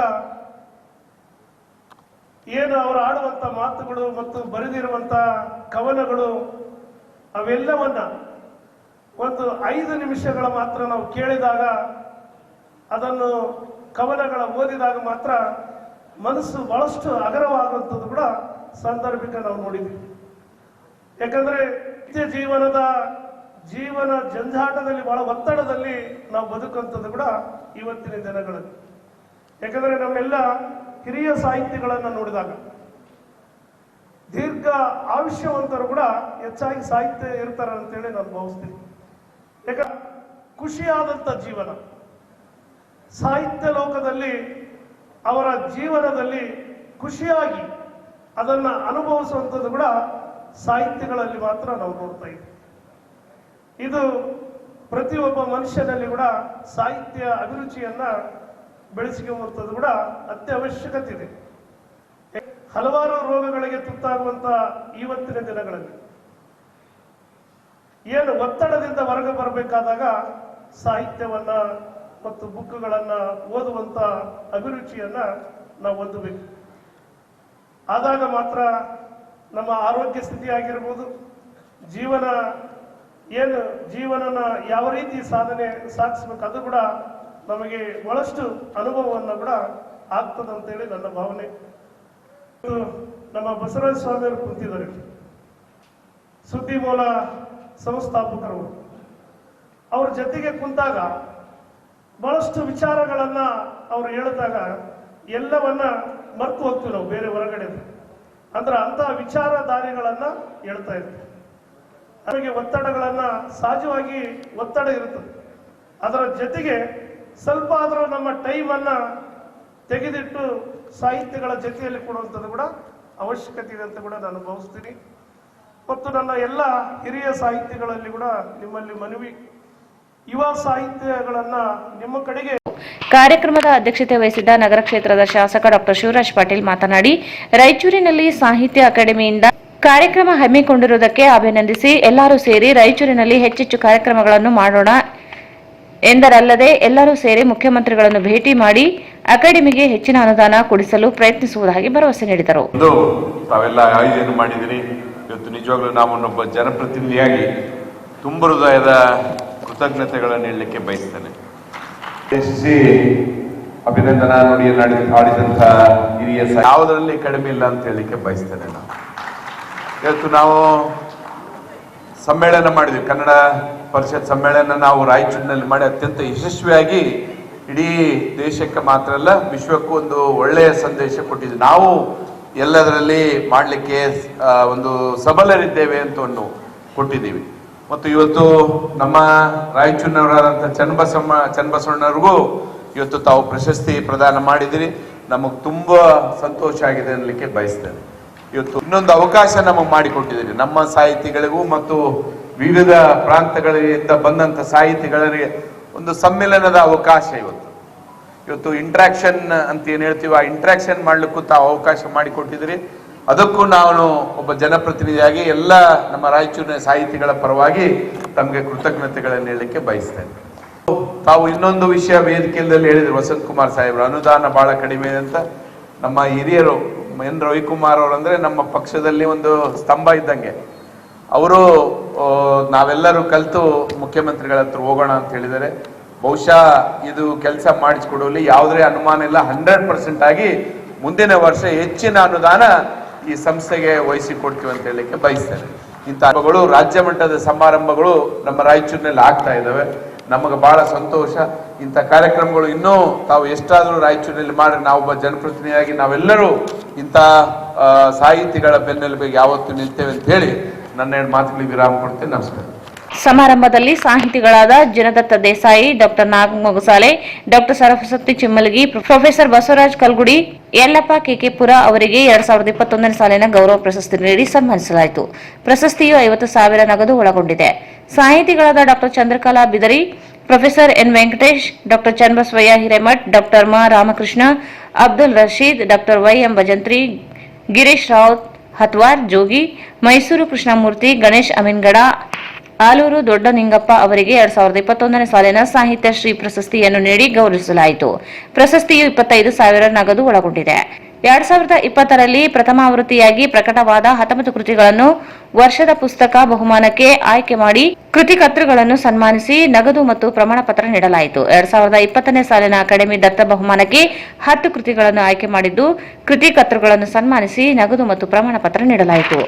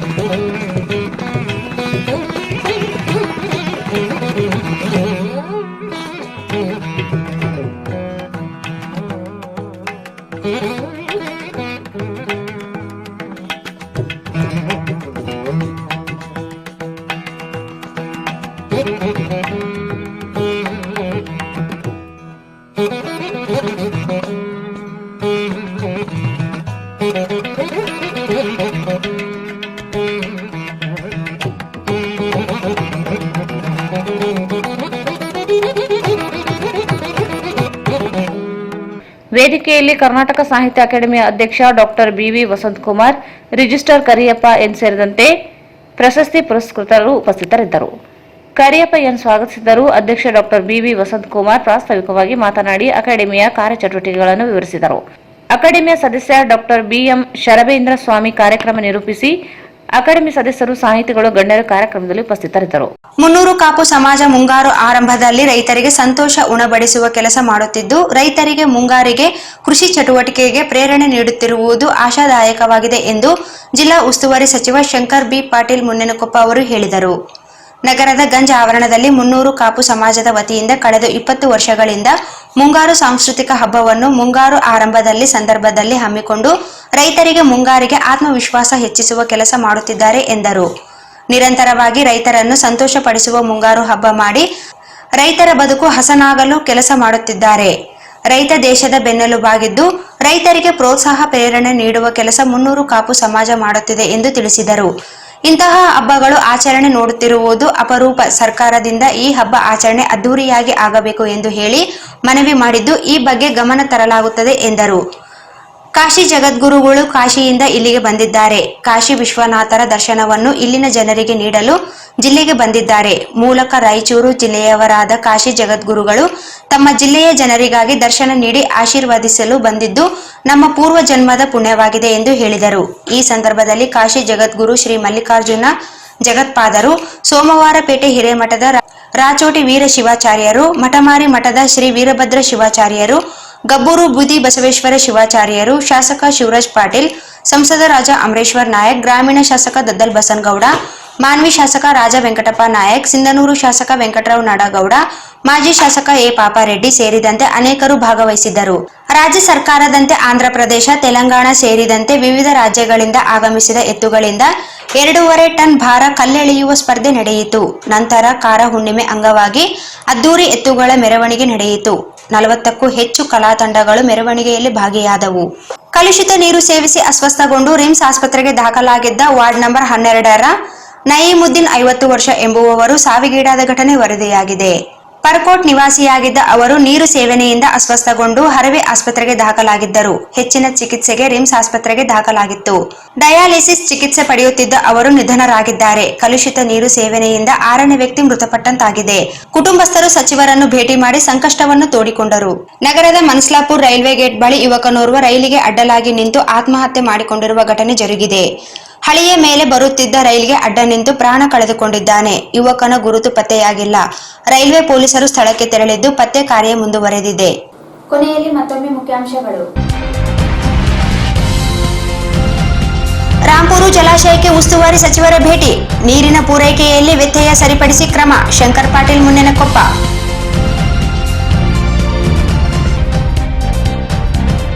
ಜಿಲ್ಲಾ ಕಾರ್ಯನಿರತ ಪತ್ರಕರ್ತರ ಸಂಘದ ನೂತನ ಪದಾಧಿಕಾರಿಗಳ ಪದಗ್ರಹಣ. ಸತ್ಯದ ಹಾದಿಯಲ್ಲಿ ಮುನ್ನಡೆದ ಸಮಾಜಕ್ಕೆ ಮಾದರಿಯಾಗಿ. ಶಂಕರ್ ಪಾಟೀಲ್.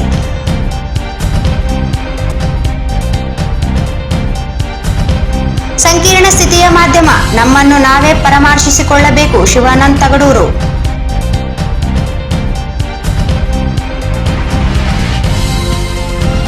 ಏಮ್ಸ್ ಹೋರಾಟ ಸ್ಥಳಕ್ಕೆ ಸಚಿವ ಶಾಸಕರುಗಳ ಭೇಟಿ. ಸಿಎಂ ಬಳಿ ನಿಯೋಗ ತೆರಳಲು ವ್ಯವಸ್ಥೆ ಮಾಡುವುದಾಗಿ ಮುನ್ನೆನಕೊಪ್ಪ ಭರವಸೆ.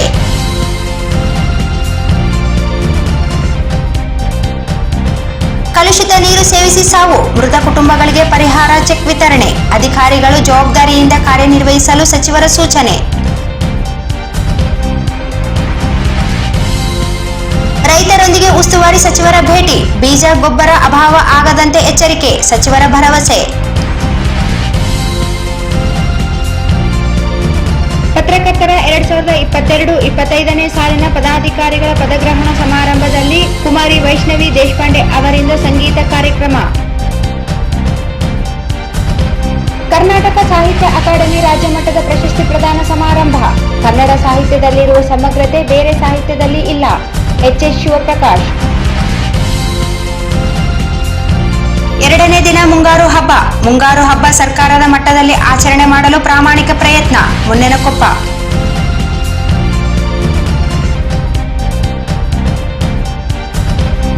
ಕಲುಷಿತ ನೀರು ಸೇವಿಸಿ ಮತ್ತೋರ್ವ ವ್ಯಕ್ತಿ ಸಾವು. ವಾರ್ಡ್ ನಂಬರ್ 12ರಲ್ಲಿ ಘಟನೆ.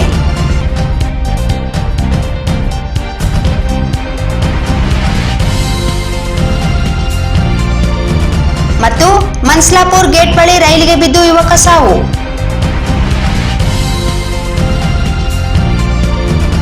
ಇಲ್ಲಿಗೆ ವಾರ್ತಾ ಪ್ರಸಾರ ಮುಕ್ತಾಯವಾಯಿತು. ಮುಂದಿನ ವಾರ್ತೆಗಳೊಂದಿಗೆ ಮತ್ತೆ ಭೇಟಿಯಾಗೋಣ. ವಂದನೆಗಳು.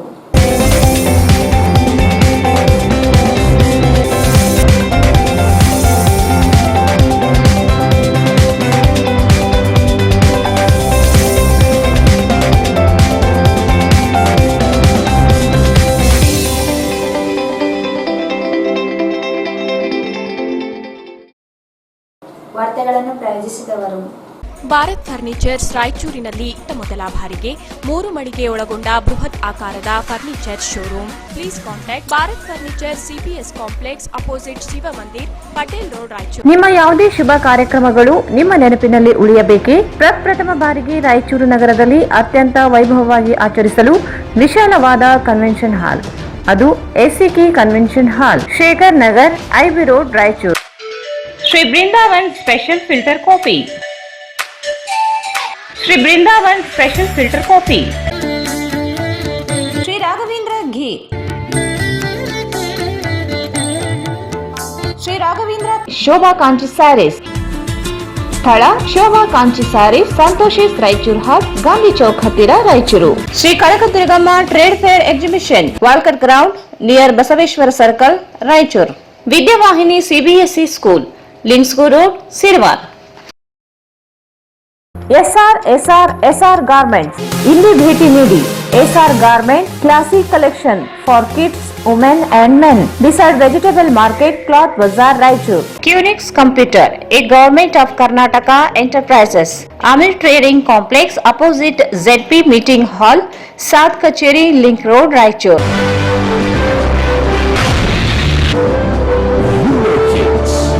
India's #1 preschool chain. ಎಕ್ಸ್ಚೇಂಜ್ ಮತ್ತು ಲೋನ್ ಮೇಳ ಕೆಲವೇ ದಿನಗಳು ಮಾತ್ರ. ಬಜಾಜ್ ಕಂಪನಿಯ ಅಧಿಕೃತ ಮಾರಾಟಗಾರರು. ಆರಂಭಿಕ ಕೊಡುಗೆ ಪ್ರತಿ ಬುಕಿಂಗ್ನೊಂದಿಗೆ ಖಚಿತ ಬಹುಮಾನ. Visit beside Ganj Kalyana Mandap, Ganj Road, Raichur. Raichur's biggest jewel palace. All types of jewelries available in only KTB Jewel Palace. 916 Allmark Gold Jewelries available. Udayanagar, Station Road, Raichur.